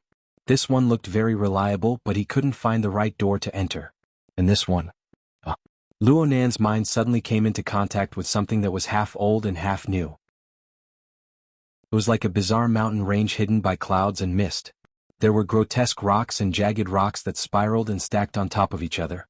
They formed a structure of their own, and magma snaked and flowed within. At first glance, it looked like a mountain of flames in the depths of fiendish prison. but its relatively flat peak and its corresponding layout made it look more like a special altar model. The Blood Soul Temple? Chapter 861. Snake Tongue suddenly woke up from her meditative state. The living room of the yacht was empty. Inlu was nowhere to be seen. The virtual work area was still lit up, and the interface was constantly refreshing with information. Ability users from all over the world were revolving around the hot topic of last night. Wave after wave of discussions were launched, and the keywords were none other than Luonan, the airship, the Amaterasu order, and so on. For the spectators, the matter was over, and it was time for them to show their strength. But for the people involved, was it really over? Snake Tongue looked at the time. It was approximately 4 in the morning. It had only been 5 or 6 hours since the intercontinental airship incident. The atmosphere in Ban City was still very low, making her heart feel heavy. Snake Tongue adjusted her aura and followed the feeling in her heart. She slowly stood up. There was no one around, but she still took traditional steps out of the living room and took the small elevator to the upper deck. There were few lights on the passenger terminal, but the darkest hour had passed. The railings on the deck chairs, and other decorations all revealed their silhouettes in the dusk. At the same time, there was a figure at the bow of the ship, who knew how long it had been standing there. Secretary Een. Madam North Mountain. Even though they had adjusted it many times, the way they addressed each other was not precise enough. They were unfamiliar and polite, just like their relationship. Don't you want to rest for a while? There are some matters in the headquarters that need to be dealt with. Thank you for your hard work. D-City was 3 hours earlier than Ban City, so it was about time to deal with things. Needless to say, some things did not care about time. Just like this moment. Snake Tongue only casually greeted him. Her gaze and mind were cast outside the yacht. The bow of the anchored yacht was pointing towards the east. The lake was vast, and one could see everything at a glance. One could even see the glaze that had been quietly painted on where the water met the sky. At this time, the ground was still being colored layer by layer. A few clouds were piled there randomly. Stirred by the changing colors, they vaguely turned into indigo mountains, adding a sense of composition to the design. Snake Tongue furrowed her brows slightly. She looked at the sky and clouds in the distance, which were gradually brightening. The feeling in her heart seemed to have been illuminated a little, but it still wasn't vivid enough. Een followed her line of sight and gently exhaled. Is it sunrise? I thought there would be no sun today, thick clouds and low atmospheric pressure. It doesn't feel good enough. The conversation that had been going on and on was suddenly stuck here. In fact, both sides of the conversation had captured a common understanding from each other's perception. They didn't say anything else and just stared at the boundary of the water and sky from afar. The sun was still below the horizon, but at this moment, in the layers of glaze in the indigo mist mountain range, there was clearly a different type of power stirring restlessly. It was hidden deep under the vast laws of nature, but it could not wait to stretch out its claws. It was even half a step beyond the newborn sun. In the eastern horizon, it pressed out a ferocious shape. Yun! Inlu exclaimed. The azure cloud peak that was piled up on the horizon suddenly collapsed. Then, under the distortion of that clear power, branches were pulled out, almost losing the nature that clouds should have, turning into the shadow that came with that power, following the contours of the sky and the water body, extending in all directions. The amount of clouds over there wasn't much.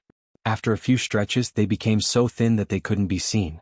However, the image of the roots spreading out, piercing into the void, and supporting the structure of water and sky was still deeply engraved in Snake Tongue and Een Li's pupils and hearts. The Fusang Divine Tree. Snake Tongue subconsciously extended her hand, wanting to cover her eyes, but it was already too late. She lowered her arm halfway and her face turned pale.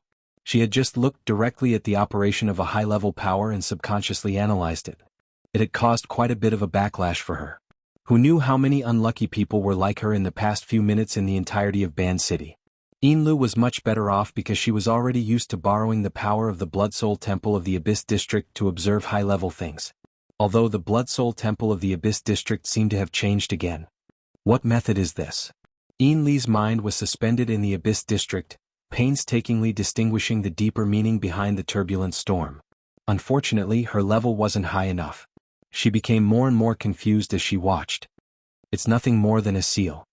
Snake Tongue was unable to sense the details, but she understood the gist of it even more. It's not a good thing. Een Li's thoughts were chaotic. The Amaterasu Order wants to make a move in Ban City? This is their headquarters. This isn't the first time. Snake Tongue paused for a moment, then concluded, it just depends on who they're targeting. Yinlu suddenly turned her head. Where is Mr.? Yeah, where was Luonan? Even at this critical moment, that person had stubbornly disappeared without a trace. Whether it was Snake Tongue or Yinlu, they could half guess and half feel the faint light of the first rays of dawn.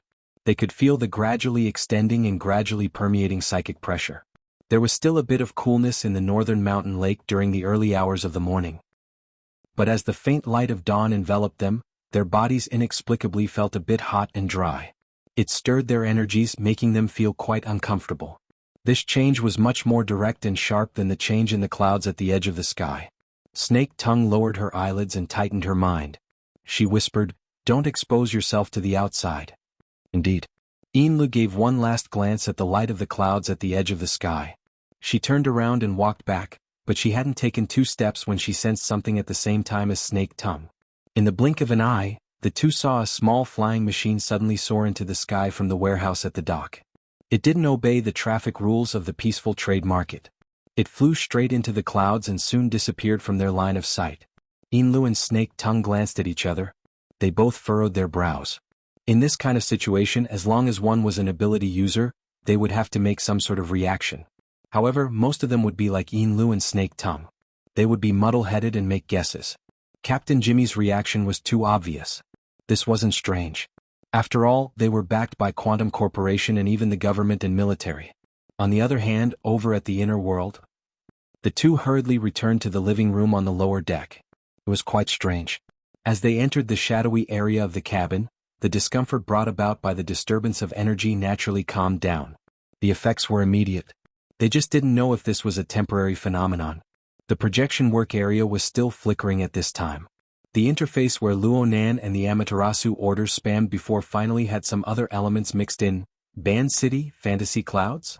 This topic had just appeared for a few seconds when another freshly baked topic flipped to the top. Band City Sunrise. Please help me decipher it.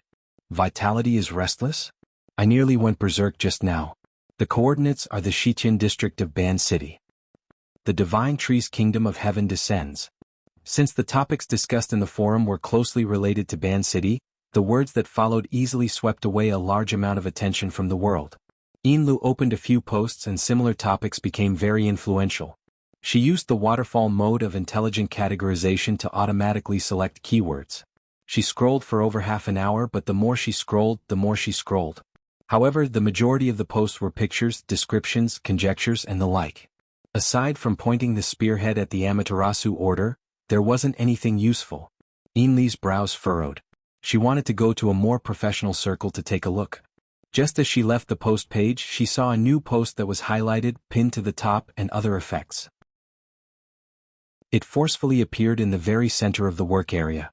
The bright red words were extremely glaring. Most importantly, the poster was from the Band City branch of the Ability Users Society. Yinlu's wristband buzzed and vibrated at this moment. She lowered her head to glance at it, and her brows furrowed even tighter. This is troublesome. The forum post opened as she spoke. The information on the wristband was split into 2 screens and projected onto the work area. The reason why Yinlu did this was because the things described on both sides were exactly the same. Even the words and sentences used were exactly the same. The gist of it was that Band City's side discovered that an extremely dangerous mutant had infiltrated. The Amaterasu order was righteous and had taken the initiative to open a so-called divine nation to protect the safety of the citizens. The Band City branch demanded that all ability users in Band City immediately register online and report their location as well as the brief situation of the nearby ability users. They were to cooperate with the Band City government and the SCA in conducting a comparison of social authority in order to ensure safety and so on. Big Sua's entire city? Is the Band City branch sticking their faces under the feet of a true god? Are they willing to act like cows and horses to play with? The above words weren't said by Yinlu or Snake Tongue. It was the ridicule of some spectator on the forum. However, this person's words hit the nail on the head. As an Ability User Society branch organization without an extraordinary overseeing it, the Band City branch had already been reduced to a vassal of the Amaterasu order over a decade ago. Normally it was invisible. Now that it had jumped out, it was nothing more than a marionette on stage. This is, looking for Mr.? Yinlu and Snake Tongue looked at each other once more. They both felt that trouble was imminent. The power of the Amaterasu Order, coupled with the semi-official nature of the Ban City branch, really did possess something akin to a legal coercion in the inner world. It was more or less the same as fight if you don't accept it. Even if they were cooperating, Yinlu could go register, but she was the only candidate who could register. It was true that Snake Tongue had an ordinary identity in Ban City, but in the end, it was just a facade. She had always hidden her true identity and notoriety.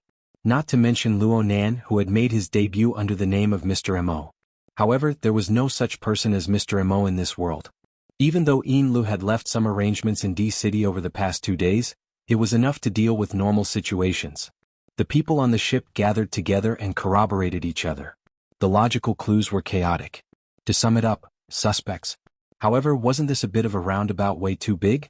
I thought we were going to charge into geosynchronous orbit and then turn back. Isn't Mars better? Captain Jimmy walked into the main hall with large strides. He had circled back from the Quantum Corporation branch in Ban City. The private airship had just finished connecting with his flying craft. However, the sarcasm in his words was not limited to his family's itinerary. Bai Xinyan could be seen from afar standing in front of a projected area that was not yet clear. Her complexion was normal, and she was even smiling and greeting Captain Jimmy. Next to her was Yukawa Isuk. He had an unlucky expression on his face. He was sickly and dispirited. He turned a blind eye to Captain Jimmy's arrival. "You're beating around the bush because you can't find him. Hee, you're still so self-confident." Captain Jimmy was still a bit confused about the new mission he had been assigned. He only knew that he was to assist the Amaterasu Order in finding a powerful individual who had been in hiding for a long time. However, this did not stop him from fiercely attacking Bai Xinyan when the opportunity presented itself. This is the truth. The Amaterasu Order has used methods that are close to flipping the table. From sunrise until now, they still haven't locked onto their target. Bai Xinyan carelessly brought up the Amaterasu Order. It said that this is due to the surrounding area having some convoluted and distorted spacetime dimensions. Excluding natural phenomena, it's the interference of the extraordinary plane. It's a shielding interference. It's also a big problem. The one who concluded was a middle-aged man of unclear age. He did not come here in person, but rather appeared in the projection area. The most direct impression he gave others was that he was bald. His eyebrows and beard were sparse and his skin was pale. He gave others the feeling that he didn't have enough nutrients to support the growth of his hair. He looked very thin and weak. Perhaps this had something to do with the large robe he wore. The 7th generation Dynamo Core had already recorded the data of all the extraordinaries in the world, and it was updated in real time. Captain Jimmy completed the match in the first instance. He immediately straightened his legs and puffed out his chest. "Your Majesty." This bald middle-aged man was the Pope of the 100 Collections. Jimmy was still puzzled. This Majesty had just finished attacking Luo Nan, yet he came back to find trouble. Where was the logic? Captain Jimmy was not an idiot. He looked at the 3 people gathered before him and thought of last night's arduous training. He suddenly grasped the inner connection within. Trouble equals Luo Nan? Was this scene set up for Luo Nan? But wasn't that fellow several thousand kilometers away? Could it be that he had returned? Bai Xinyan suddenly asked, "Your Majesty, do you think that there's someone behind Luo Nan?" There's no need to rush to conclusions. The Pope of the 100 Collections faintly smiled. His face was sparse with hair and his expression was amiable. The truth is that there's a strange existence in Ban City right now. He's suspected to be an extraordinary, but he's different from all the other extraordinaries on Earth. Of course, we need to investigate his background. He might not be a living person. If he's not a living person, then what is he? It's hard to estimate. The initial probing won't have any results. After all, I'm not proficient in the mental side. The Pope of the Amaterasu Order, Majesty, was the spiritual leader of millions of believers. He was the world's top mental extraordinaire. For him to say that he wasn't proficient in the mental side was truly the biggest joke in the world. The Pope still smiled amiably. You can't view the convenience of horse racing as an ability. Besides, there's no future in the mental side. Perhaps you agree? Captain Jimmy discovered that he couldn't get a word in edgewise. He was the same as Yukawa Isuk next to him. They were completely superfluous. He only heard Bai Xinyan respond. The road ahead was paved by a character like Majesty. How could I think so much? Oh, the registration of the Ban City branch has been updated. Tell me about it. Currently there are more than 3,400 people registered. Among them, 700 are at least awakened. As she spoke, Bai Xinyan projected another distribution map. With Ban City as the background, the map was dotted with dots of varying density. Next to him, Yukawa Aishuk's pupils dilated slightly.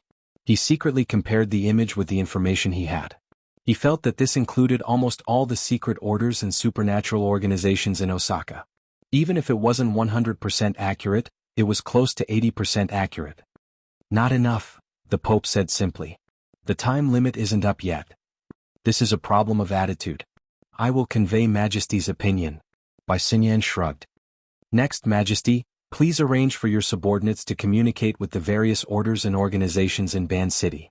The Ban City branch and the SEA will send a message to those who have records but haven't voluntarily registered. If necessary, they will visit and urge them. All work will be completed by 1:30 p.m. By that time, Ban City will have more or less been plowed, and we can begin the next phase of the operation. Captain Jimmy also stared at the distribution map and searched for relevant information. His mind was racing. After a few seconds, he suddenly spoke. Does our team also need to report? Bai Xinyan glanced at him. Her eyes were clear and calm, but in Captain Jimmy's eyes, there was a hidden meaning. He liked this, especially liked to destroy this. So he spoke again. For the past few days, we have been neighbors with a few aptitude users. We also watch them work and discuss business. They probably aren't locals of Ban City. So far, it seems like they haven't registered yet? Chapter 862. Around 10 in the morning in Ban City, after nearly 6 hours of fermenting, the internal forum of the Ability User Association was already overflowing with noise. Once the matter was related to personal interests and dignity, the thoughts of the spectators would become a direct sense of immersion. Then it would transform into corresponding emotions. This was what was known as the will of the people. Of course, this sort of thing erased the warm and tender feelings of the so-called legal principles of social order. When it came to crossing the chasm of strength, it was mostly useless. The most obvious evidence was the progress of the registration. It was still advancing steadily, forming a densely woven net that tightened one's flesh. This sort of method completely relied on superior resources to crush them. There wasn't the slightest bit of ingenuity, yet it left people helpless. Truthfully speaking, there was always a bit of buffer space within the crushing of society's resources alone. What truly gave the ability users in Ban City a sense of oppression and suffocation was the sunlight that sprinkled down to every corner of the city. The sun had already risen to the top of their heads. Its heat and penetrative power continued to rise. It didn't matter if one was outdoors or indoors. It didn't matter if one was exposed to direct sunlight or hidden in the shadows. The all-pervasive light waves could always permeate the surroundings of people. They carried the tyrannical interference imprint of the Amaterasu order. They were like demonic eyes floating in the air, radiating a gaze filled with blazing malice. Inlu and Snake Tongue were on the bottom deck. For the first time, they felt resentment towards the brilliant lighting design of this area. They had already closed the light baffles of the portholes, isolating them as much as possible from the sunlight. The lights inside were also extinguished to distinguish the direction of the penetrating light. The entire living room was dusky. The only source of light was the virtual work area. Subconsciously, Inlu and Snake Tongue had already stopped conversing. Their body movements grew less and less. They even stopped looking at the constantly refreshing forum messages. They each occupied a different angle, curled up their bodies and restrained their auras. It was as if they were in a narrow and claustrophobic cage under 24-hour surveillance. They were like clay sculptures or wooden statues. They didn't know whether or not they had already been exposed. In fact, it didn't matter whether they knew or not. Right now, all responses and all pretenses would become weak and laughable in the face of the chasm that was like a heavenly moat. Frequently coming into contact with existences of that level, they had a corresponding introspection and self-awareness. Time passed little by little. Snake Tongue's state of mind went from doubt to disturbance, and then gradually returned to tranquility. His rich life experience, especially in the past half a year, had already polished a persevering and tenacious heart.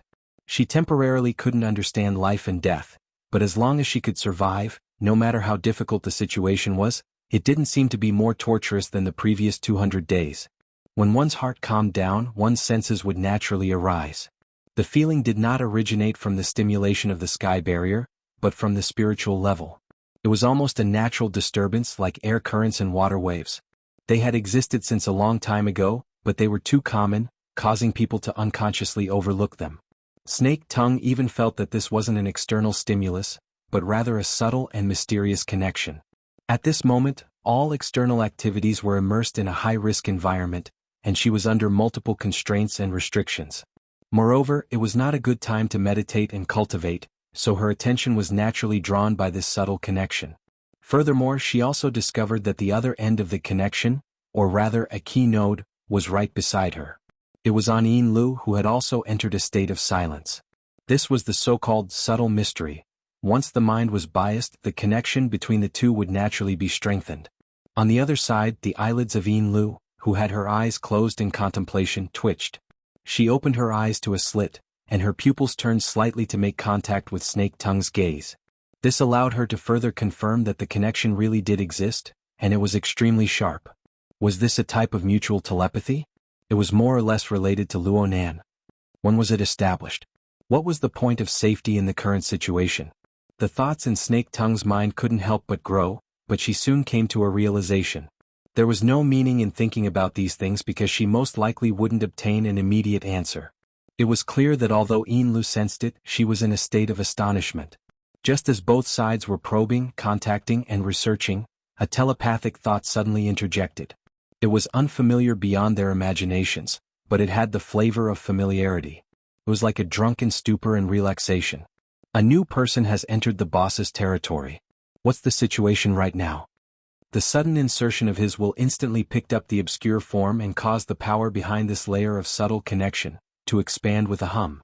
The increase in energy level brought about a direct feeling, which was the change in luminosity. It was like a flash of light in a dark room. It flickered and died, but it was enough for people to see the outline of a scene that exceeded their expectations. Of course, this was on the mental plane. Whether it was Yin Lu or Snake Tongue, they were both shocked. In comparison, Yin Li's mental strength was a notch lower. Her habitually suppressed telepathic thought had a clear increase. It was as if a bomb had been set off in a relatively quiet space. Who is it? A pitiful person who works for some boss. Perhaps the other party felt that this explanation was too confusing, so she added, "To put it nicely, I'm like a secretary or a maid. To put it bluntly, I'm like a leashed cat or dog. I forgot to introduce myself. I'm called Cat Eyes." When the other party frankly introduced herself, the latent power that had burst forth from the stimulation of their telepathic exchange returned to tranquility. It quickly settled down, just like a flash of light that had been polished and then extinguished. It was just that after settling down, the flickering embers naturally possessed a certain law. When Cat Eyes finished introducing herself, the result of the law's guidance had already changed from a quantitative change to a qualitative change. It had accumulated to a meaning of existence that could be sensed by the three female ability users of similar statuses. This was a relatively meticulous structure, and it possessed an extremely distinct sense of space. Cat Eyes, Snake Tongue, and Yin Lu resided on the mental plane. Their eyes, ears, mouth, nose, and all sorts of other senses, as well as their perception of the external material world, were separated by a layer. Only the mental plane, the law and order that gradually became clear, gradually appeared in a pattern that they could understand. The feeling of the flash of light in the dark room was far too vivid, so much so that the three of them still felt that this was a dusky room of unknown size. They maintained a relatively close distance between each other, similar to the type where they stood side by side. Due to the accumulation of changes in their perception, Snake Tongue and Yin Lu weren't able to react in time to Cat Eyes' self-introduction. Only after a few seconds did Yin Lu speak: "Cat Eyes? Xia City's Cat Eyes?" After half a year of in-depth understanding, Yin Lu naturally knew that Cat Eyes was a member of Luonan's circle of friends. But for them to meet under these circumstances, it seemed that their identities weren't as simple as just friends. If it was a deeper layer, was she a forbidden zone? It had to be said that Cat Eyes' attitude gave the three a good start in their interaction. Under her good example, and of course within Luonan's domain, Snake Tongue and Yin Lu had no meaning in hiding their identities. Their self-introductions naturally came. There was a certain awkwardness in this period of time. After all, their identities and positions were more or less contradictory in the public social network of the inner world. However, Cat Eyes didn't nitpick. Whether it was Yin Lu, who came from the Blood Flame Order, who was deeply involved in the Sun Jai intermediary case, or Yin Lu, who was once her mortal enemy Snake Tongue, who was theoretically missing or even dead, she only clicked her tongue twice. She quickly returned to a more realistic level. You guys are all in Band City. What are you helping him do? Work? Daily life? Warm the bed? We're just listening to Mr.'s arrangements.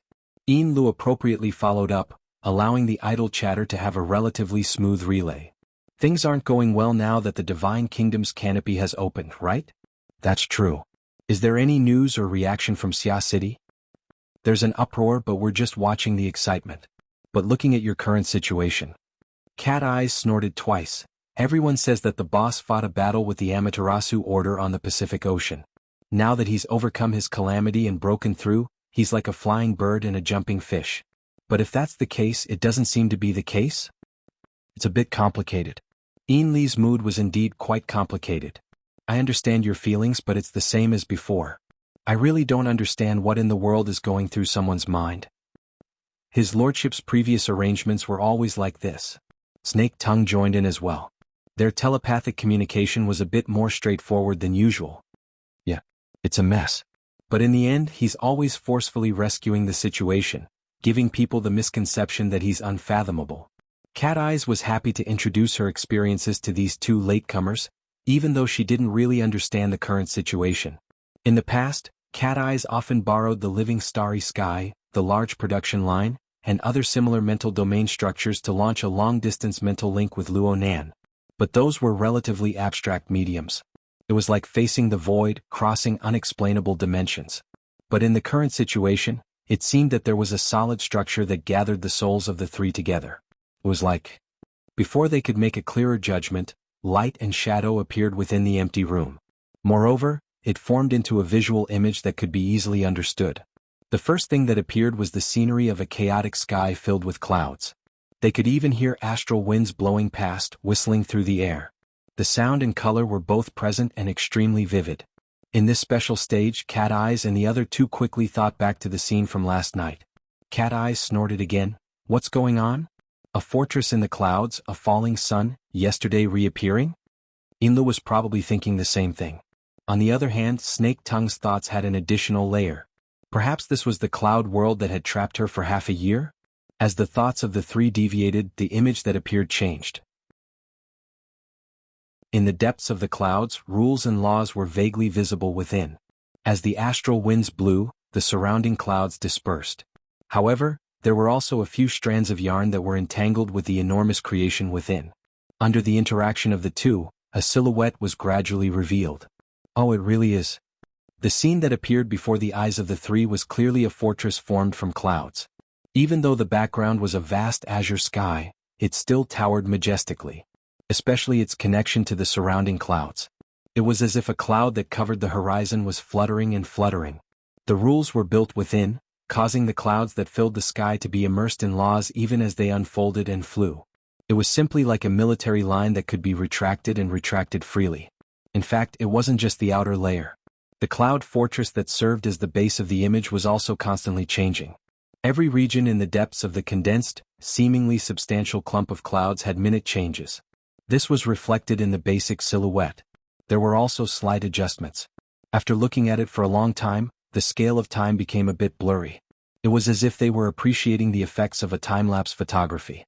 The endless flow of time and the changes of a macroscopic perspective were compressed into a scale that they could understand. The special effects are pretty good. I can't see anything deeper than that. Cat Eye's evaluation was basically the consensus of the three. From the looks of it, the image displayed was still a certain distance from the real world. It was as if the three of them were in a movie theater watching the image displayed on an enormous screen. If one were to lower their expectations, it could be considered more realistic. But if one were to use a harsh attitude to evaluate it, there was a barrier called reality between them and the image. The boss called us over for the sake of letting everyone watch a movie and relax. It's also possible that he's teaching us live. When considering Luonan's temperament as well as the fact that they couldn't relax in Ban City, Cat Eye's second half of her judgment was quite agreeable. The three of them were all observing and pondering. The large screen in front of them was playing what seemed to be a large-scale production, but it still lacked an immersive experience. It was as if the three of them were sitting in a traditional movie theater. They interacted with each other under the dusky lighting.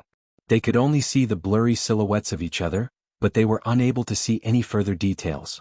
This sort of analogical experience made it easier for them to adapt to their current environment. It allowed their communication to become smoother. Xianxia shared her new feeling. It seems like there's something else inside the cloud fortress. Where is it? There's a bloody glow in the middle. Is there? There isn't? Xianxia was very baffled. Her current mental state was also very baffled. Her mind was naturally divided into two parts. One part was communicating with people in the movie theater that was neither real nor fake, unable to see through the bewilderment barrier. The other part was stationed in the Abyss District. It was closely connected to the structure of the Blood Soul Temple in the Abyss District, forming a transparent high-level clairvoyance. The two parts of her mind didn't conflict.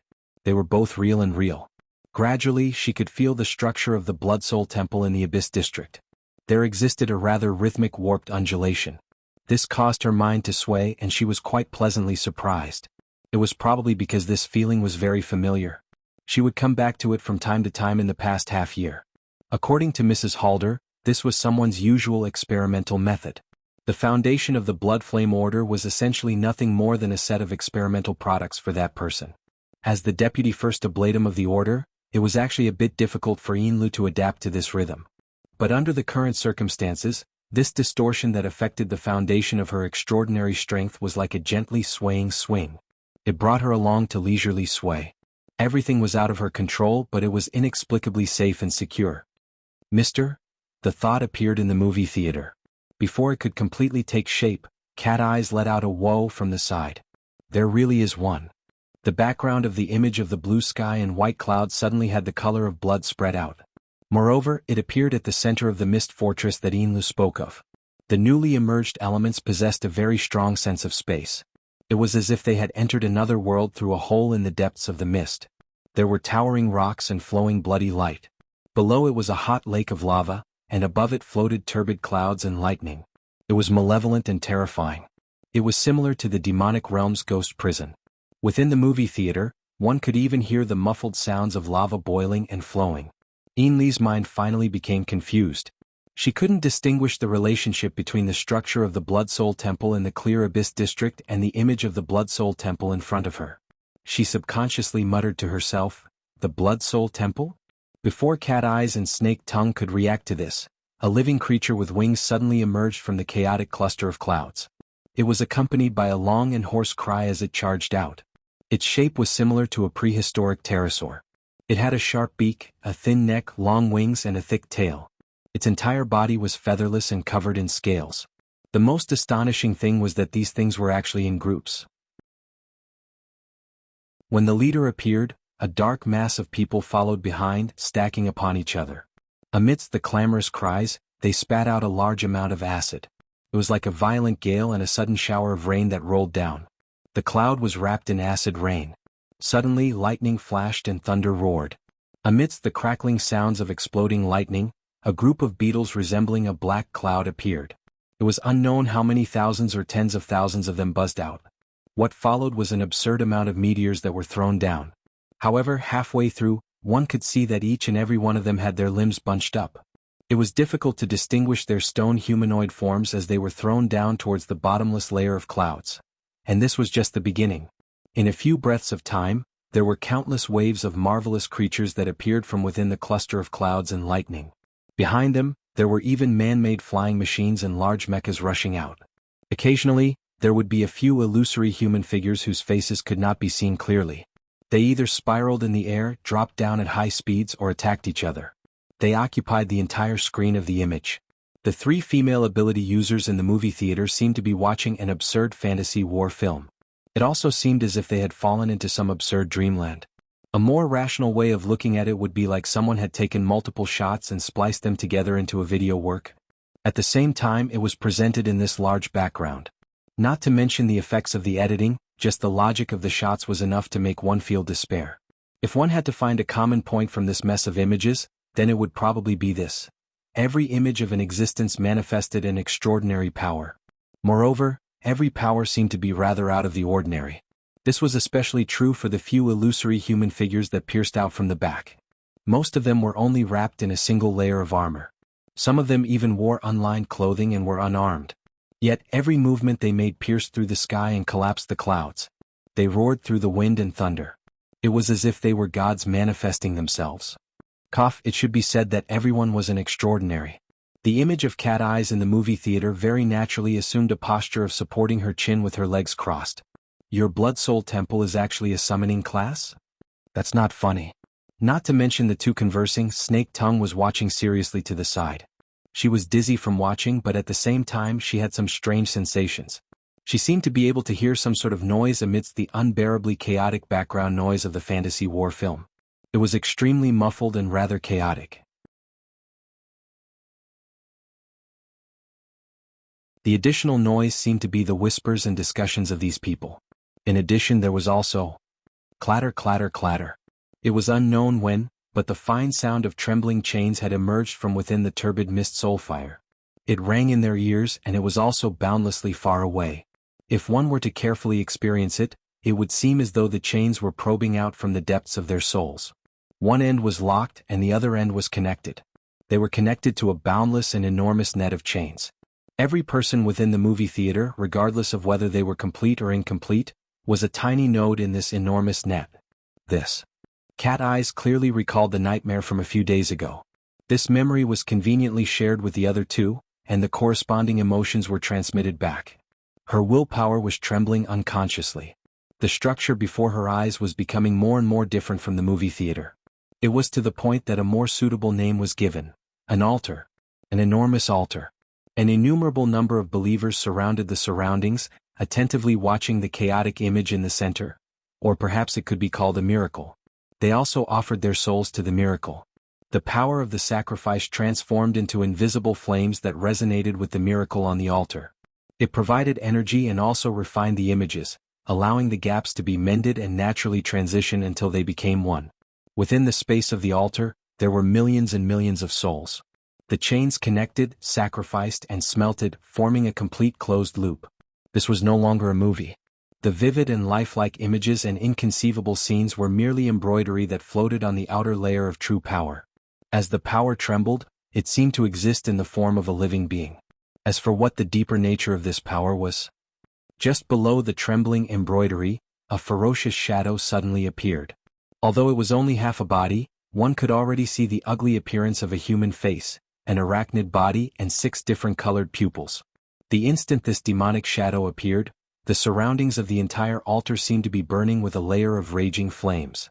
The flames scorched the mind and scattered fear. It was as if all the destructive power within the chaotic image in the center was projected onto the plane of reality. But it was only as if. The malevolent demonic shadow arched its body halfway out when a foot stomped heavily on its back. A complete and familiar silhouette of a human stepped on the arachnid demonic shadow, appearing within the vision of the consciousness of the 3 clear-headed people. Luonan. The embroidery of true power trembled even more violently. It was thanks to them that the body of power, which was originally invisible and unfathomable, had vaguely transformed into an enormous cloak. It encircled Luonan's body, conforming to the marvelous rhythm of Luonan's existence as it trembled and tumbled. They could only see that Luonan was the core of the cloak, but they could not see where it extended to.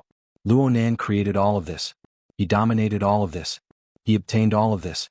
He was at the center of the cloak. He was at the center of the altar. He was at the center of the entire system. He controlled and bore the weight of all of this. Therefore, he naturally became the focal point of everything. He did not look in any direction. He was like a statue of a god worshipped in a temple, watching over everyone.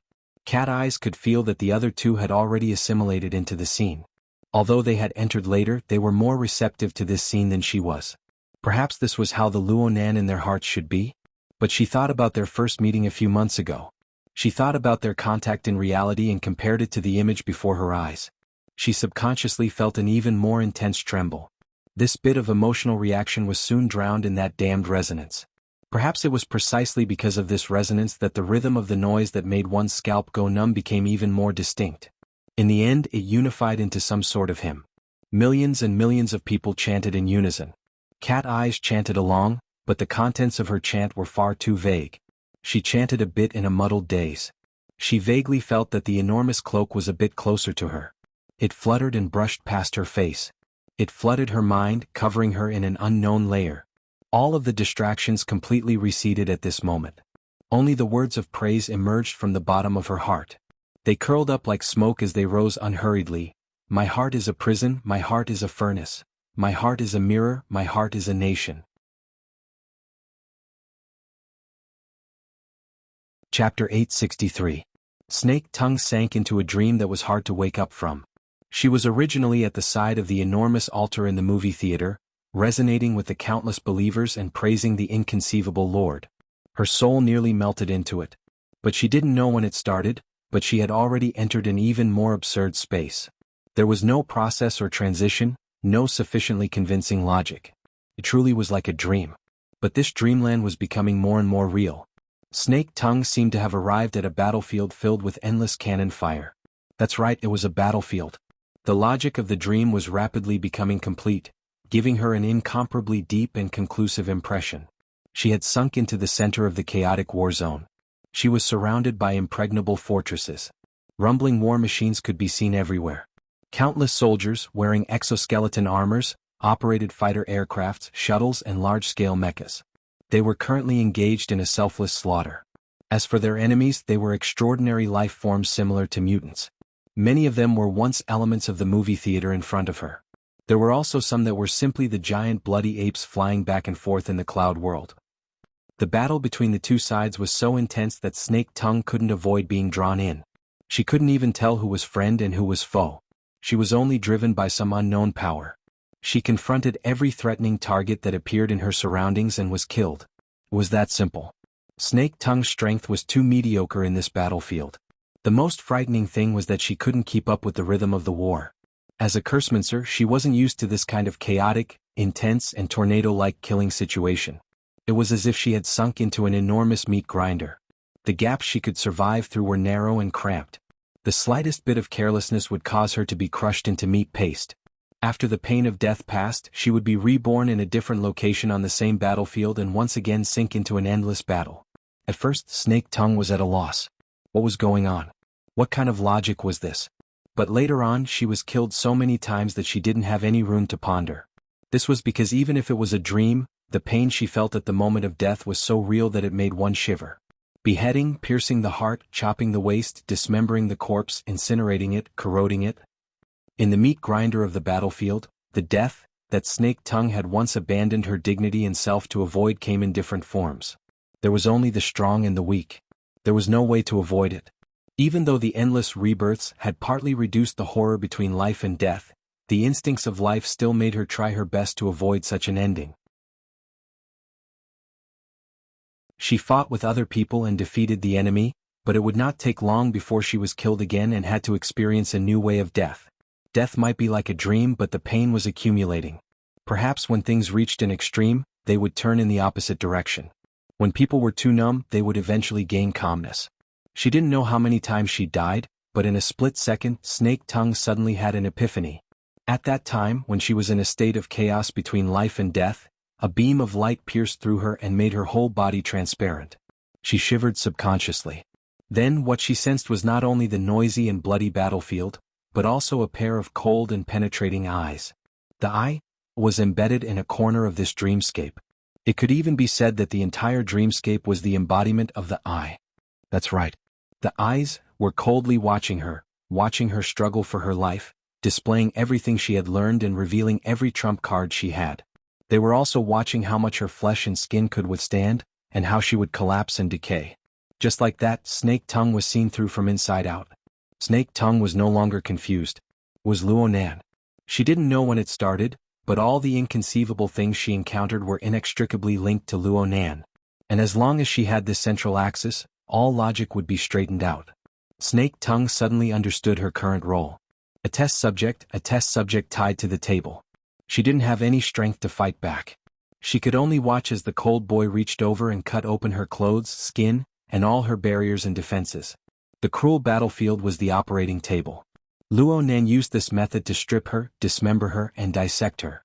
He took apart every inch of her flesh, every organ, every bone, and every nerve. He tested the process of them twisting, deforming, and falling apart under different conditions. Then he reassembled and reassembled them. He even smeared oil and waxed them. He preserved and maintained them. He waited for them to recover to their original state before throwing them into a new round of experiments. This was how Snake Tongue felt. She struggled and fought within this absurd dreamland. But in the more realistic dimension, she just let Luonan do as he pleased. She didn't have the strength to fight back. Luonan used this method to understand the limits of her fleshly body, the limits of her mind, and some details that even she herself didn't know about. The sudden realization was unable to alleviate any of the pain.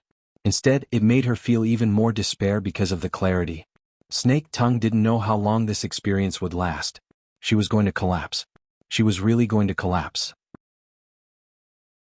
Even if it was a nightmare, even if she clearly knew it was a nightmare, thousands of reincarnations had already crushed the barrier of her will. Snake Tongue wanted to beg Luonan, but no matter how she struggled, whether it was bitter tears or mournful moans, it was all meaningless. Her cries and screams were unable to reach Luonan at all. In this moment, she understood the distance between an ant and a god more than any other time. In a certain sense, this made her feel even more despair than the endless pain. Later on, Snake Tongue even began to envy the soul fires that once sat side by side with her under the altar, buzzing in praise. She would rather become a chaotic and ignorant soul. She didn't have any extravagant desires, nor did she pursue the meaning of herself. She just attached herself to Luonan's system. She only wished to be able to escape this cruel torture and the despairing reincarnation. This thought was like a highly corrosive poison. It instantly spread, causing her mind, which was already riddled with holes, to practically lose all activity. If that was the case, if she could escape reincarnation like that, then Snake Tongue didn't mind sinking into that state at all, as long as it was the ultimate release. Northmont, Northmont? The sudden call as well as the intense vibrations suddenly attacked, shaking the entire dream space. It felt very violent. Snake Tongue wasn't angry at all. On the contrary, her mind was gushing with positive emotions. This was the feedback she had been begging for a long time. Finally, someone responded to her, called out to her, treated her as a normal person, a life on the same level. This scene was like someone tossing a lifeline to her when she was about to drown in deep water without a speck of light. No matter who it was, Snake Tongue would do her utmost to reach out and grab it, struggling upwards. A second later, the barrier between dreamland and reality shattered with a rumble. Snake Tongue suddenly opened her eyes. What entered her eyes was dusky darkness, followed by a chaotic burst of colorful light. Countless complex remains of the barrier were mixed within. The elements of reality and unreality were mixed together, forming an inexplicable flood of information. It crushed through the depths of her brain and heart. After no less than 5 seconds, Snake Tongue found her own logic. She was finally able to clearly distinguish the blurry silhouette of Yin Lu in front of her. In the next 3 to 5 seconds, she could feel the touch of the tatami beneath her, the structure of the wall behind her, and the sound of flowing water in the outer layer. Numerous layers of innumerable details gradually formed an incomparably solid existence in her mind and around her body. The familiar yet unfamiliar world of reality was like a sturdy escape pod. It firmly protected Snake Tongue inside, isolating her from everything in her dream. It was only at this time that Snake Tongue was able to clearly feel the situation of her body. She was completely drenched both inside and out. Sweat soaked through her clothes and the tatami beneath her was also soaked. She was already showing slight signs of dehydration. In the darkness, she didn't even know if she was bleeding or sweating. Her complexion was probably terrible. Otherwise, Yin Lu, who had a normal relationship with her, wouldn't reveal such a worried expression. "Are you all right?" "You." Snake Tongue originally wanted to say, "Don't tell me you didn't have that experience." Just as this thought arose, she suddenly stared blankly. What had she just experienced? Snake Tongue's memories abruptly turned chaotic. A certain dreamlike memory that caused her to feel fear and despair blurred at an astonishing speed. No matter how she tried to trace it back, she could only recall a rough layout at most. In her dream, there seemed to be a fortress where soldiers were stationed, a cloud that swallowed and spat out mutants, and a lava mountain range that was like a blood prison. They existed together, but they also conflicted with each other. Together they constructed a chaotic world. As for herself, she seemed to be trapped inside. She had experienced a past she couldn't bear to recall. As for the concrete details of the process, she couldn't remember them. The injury that might have existed was buried deep within that chaotic dreamland world. It also sunk into the depths of her heart. No matter how she pondered over it, it was difficult for it to stir up great waves. The only thing she could be sure of was this. What had she really experienced? Oh, there was also that Yinlu probably didn't have such an experience. Jealousy involuntarily rose in Snake Tongue's heart. Yet she still had to thank Yinlu for waking her up from that mysterious and terrifying nightmare. Her chaotic and complicated thoughts tangled together, causing her to be sluggish and dazed for a time. Of course Yinlu could see that Snake Tongue's current state was terrible. That was rather strange. Yinlu put herself in Snake Tongue's shoes. Although the things she had experienced were shocking, they shouldn't have caused Snake Tongue to become like this. Yinlu's thoughts spun in two circles. She analyzed the situation from her own experience and suddenly thought of a possibility. Beishan, could it be that you were disrespectful to Mr. in that sort of situation? Disrespectful? Snake Tongue subconsciously shivered. She lost control of herself and shook her head. She wanted to speak to defend herself, but she was powerless to speak. This made Yinlu even more certain of her judgment. Yinlu had worked in secret orders all year round. She had seen quite a few similar things. It had only been a dozen or so days since Snake Tongue had become Luonan's disciple. Any business could be ruined. Most importantly, they would definitely offend the Amaterasu order. The registration had to be done. Alpine Rong III had called to give his greetings before the registration was submitted. He also wanted to see if there were any inconveniences on Yinlu's side so that they could both be aware of each other. Yinlu couldn't tell them if there were any inconveniences. She could only calmly express her understanding. She didn't forget to worry for Alpine Rong III. It's just that there are quite a few people in the processing plant. Do they all have to be registered? Alpine Rong III sighed a few times. A large portion of the workers employed in the factory come from the tribes of the wilderness. Many of them are infected by deformities. According to the requirements, they all have to be registered. Each and every one of them has a complicated background. It's very difficult to count them. Normally, this sort of thing would be done with everyone's eyes closed. Today it won't be so easy to pass. After sighing and chatting idly for a while, both sides ended the call. Yinlu immediately turned to look at Snake Tongue. Not too good. It sounds like Old Hand and the Hungduan tribe have run into some trouble. Alpine Rong III could have warned them, hinted at them, or apologized in advance. In short, they had definitely run into some trouble that was difficult to resolve. After a few minutes of buffering, Snake Tongue's spirit was a bit better. Although it was still hard to conceal her weakness, her brain could finally spin. Next door, that operation team. They've always been very interested in Old Hand and the others. As she was analyzing, Yinlu's wristband vibrated again. This time it was an unfamiliar number. Through AI matching, it showed that it was the office number of the Ability User Association's Saka City branch. Yinlu furrowed her brows. She connected the call again, but this time she asked despite knowing the answer. Who is this?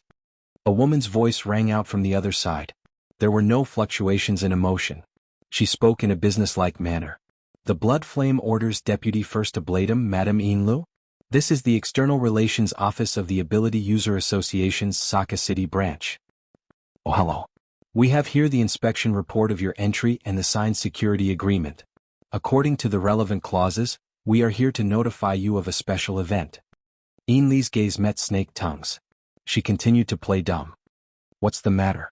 May I ask if you already know of the notice issued by the Saka City branch? I'm not too clear. Then please take a look at the highlighted topic on the Ability User Association's internal forum. The title is, Please follow the requirements of the notice and report as soon as possible the members of your esteemed order in Saka City, their location, and other relevant matters. All information please be submitted through the designated channels before 1:30 p.m. in the afternoon. 1:30 p.m. in the afternoon? Our order also has property in Saka City. We also have quite a few ability users. It's not easy to calculate. Isn't the time a bit tight? There's no room for discussion. If Madame Yinlu still doesn't understand the gravity of the situation, then please take a look at the relevant notice and immediately begin the relevant work. There seemed to be someone speaking on the other side. It paused for a few seconds before suddenly changing to a different person. It was clearly a man's voice. His throat was rough, as if he always had phlegm stuck in his throat, ready to spit out at any time. Deputy First Ablatum? The other side asked despite knowing the answer. It felt like she was an extremely powerful person. Yinlu said suspiciously, You are. The administrative department and SA have sufficient evidence to prove that a portion of the restricted personnel of the peaceful trade market are suspected of making false registrations in this matter. These people maintain close contact with you. In order to clear the suspicion of your order, please immediately submit the relevant information. Lu furrowed her brows. I just said that the statistics are very difficult. The other side responded firmly, if there are difficulties then overcome them. I'll give you an hour to submit all the information before 11 a.m., or else bear the consequences. Lu was so angry that she laughed. This group of people from the Saka City branch were all cowards in front of the Amaterasu order. How dare they put on such a show at this time? The tone on the other side became even more ruthless. Listen up, Saka City is not the Blood Flame Order's territory, and the peaceful trade market is even more so. You can do business if you want, but if you mix in sand I'll make you regret stepping on this land. This didn't sound like the tone of the Saka City branch. It sounded more like a violent person. Lu stopped laughing. Who are you? A judge to confirm your crimes and hand them over to the flames of heaven to carry out the holy judgment. The other side directly cut off the communication. Who was this inexplicable fellow? Lu had a deep impression of that person's voice and domineering attitude. However, what left the deepest impression was still the words, flames of heaven. He's definitely not a member of the Saka City branch. He should be someone from the Amaterasu order. That's not the case. Snake Tongue said in a low voice from the corner. From his tone, he should be an important figure in the heaven faction. He's most likely the leader, Gota Masayoshi. Gota Masayoshi. Upon receiving Snake Tongue's reminder, a certain piece of information hidden deep in the corner of Li's memory was activated. Should it be said that it reverberated like thunder? Everyone knew that the true god and pope of the Amaterasu order were admittedly famous extraordinary experts under the heavens. They also had a group of top-notch talents under them such as Fatty Dragon, one of the 3 heroes of the secret order. But compared to the other 2 great orders and even the majority of the famous secret orders in the world, the Amaterasu order's organizational structure and efficiency were really mediocre. Even in Saka City, the Amaterasu order didn't penetrate too deeply into the various industries of Saka City. They only cast the ominous name of the extraordinary as a shadow in the hearts of others and spread it when necessary. Under these circumstances, the large and small orders in Saka City possessed the conditions to grow unrestrainedly. This resulted in Saka City being known as the City of 10,000 Gods. Of course, everyone now knew that this was nothing more than the leek planting techniques of the true god and pope. After one crop was cut, another crop would grow. However, it was an indisputable fact that their organization was weak. There were some matters that one couldn't just pay attention to the deterrence of the higher-ups. No matter how useful the true god and pope's names were, they couldn't be used as calling cards under normal circumstances, right? It was precisely under these circumstances that organizations like the Heaven Faction came into being. There were many such organizations on the periphery of the Amaterasu order. The composition of their members was complicated. Many of them were nomads from the wilderness or wanted criminals. They had a close relationship with the Amaterasu order, but on the surface, they didn't have any official relations. They were more like enthusiastic citizens, and so on. The Amaterasu order wouldn't acknowledge everything they did. Sometimes they would even beat them down. However, as long as one lived in Saka City for a long time and mingled in the inner world circles, they would understand the twists and turns involved. These XX groups, XX groups, XX groups and so on were the hired thugs raised by the Amaterasu order. They didn't even need to give them any realistic benefits or money. As long as they lent them the tiger skin of the Amaterasu order and provided a few key people with the extraordinary power of the Fuso Tree Great Divine Treasure, as well as the true meaning of cultivation, there would naturally be countless ability users who would pounce on them like flies chasing after a smell. To be able to stand out in this group of organizations, Gota Masayoshi's Heaven Faction naturally had its own extraordinary aspects. Snake Tongue had a rather good understanding of this person.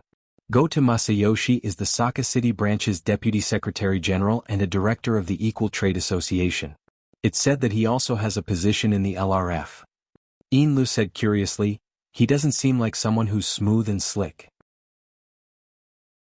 Of course, he's more like a mad dog that can't be provoked. Currently, the leash is in the hands of the Amaterasu order. Without a doubt, this was a vicious dog raised by the Amaterasu order. It was a knife in the hands of the Pope and the true gods, the kind that could be thrown away at any time. Even Gota Masayoshi himself should understand this point. However, this was a guy who was deeply addicted to gambling. He used the time in the hands of the Pope and the true gods to put on enough tiger skin for himself. He also possessed the corresponding strength and status. It was this kind of guy. Once he set his mouth, he wouldn't let go until he tore his target to shreds. This kind of organization, this kind of guy, was very compatible with the current environment. They turned the absolute superiority of the Amaterasu order in Saka City into a substantial threat that was pressed against everyone's throat. Iinlu could almost hear the snoring sound coming from the throat of the vicious dog. She already had a headache before they even started fighting. In such a short period of time, Iinlu also couldn't think of a suitable solution. At this time, an internal communication call came in. It was from Captain Kurwashi on the front deck. As Iinlu's most capable subordinate in Saka City, this senior retired officer reported with some worry, "The authority of the yacht has been cut off. If we can't get the follow-up permission from SA, the yacht can't even drive out of the passenger terminal." As an ability user, no one expected to rely on a yacht to do anything. However, this was undoubtedly a warning, and a very impolite one at that. Iinlu's face sank. She seriously thought for a few minutes. Finally, she decided to call Ryoso Okuhira again to understand the situation. In fact, she wanted to call the veteran directly. However, the status of the two sides was still a bit unequal. No matter what happened to the veteran, if they were caught talking to each other, it would be hard to avoid suspicion that they paid more attention to the veteran, although this was the truth. Iinlu didn't want to provide Goto Masayoshi with a bargaining chip to threaten him. The call to Ryoso Okuhira didn't go through immediately. However, 30 seconds later, the other side sent back a video call request. Iinlu felt a bit strange. However, she still chose to accept it. Of course, before that, she didn't forget to turn on the lights in the living room. "Mr. Okuhira." Just now, Iinlu forcefully swallowed back the words she wanted to say. Because in the projection screen, not only did the ugly but familiar face of Ryoso Okuhira appear, there was also a man who was almost 2 times thinner. His skin was deathly pale like a skeleton. This guy who looked like a drug addict maintained a rather intimate distance from Ryoso Okuhira. He grinned and said, "Ms. Iinlu, right? Unfortunately, I caught evidence again. You secretly colluded with your business partner to confess. Don't explain. I gave you an hour. In the end, you did these meaningless things. This is disrespect to me." She didn't need to look at this face. Just by listening to the greasy throat that seemed to be filled with phlegm, Iinlu knew who the person in front of her was. The mad dog with many layers of tiger skin, Goto Masayoshi. The real contact, Ryoso Okuhira, expressionlessly stood at the side. He didn't give Iinlu any hint. Or it could be said that his iron-like face was the most obvious hint. Goto Masayoshi grinned a bit more. "Ms. Iinlu, you really are a beauty. This makes my mood a lot better. I don't mean to be disrespectful. I'm just stating the truth. Otherwise, I wouldn't even say a word more. The inspection of the factory is about to be over. After solving the matter of the day's processing factory, I will continue to communicate with you. I hope that at that time, you can give me the name list of the relevant personnel. Otherwise, I will have another explanation." Iinlu coldly stared at Goto Masayoshi. She had already labeled him as a scum of society in her heart. However, this guy's background was really strong. Speaking up to hear, Goto Masayoshi suddenly turned his face and looked outside the projection screen. "That lady, please wait." Ryoso Okuhira spoke for the first time. "Mr. Goto, this is the technical director of our factory. That you're tuning in to the Sword Dance in the Vast Sky YouTube channel. Don't forget to subscribe and join us on this journey to catch the most captivating stories.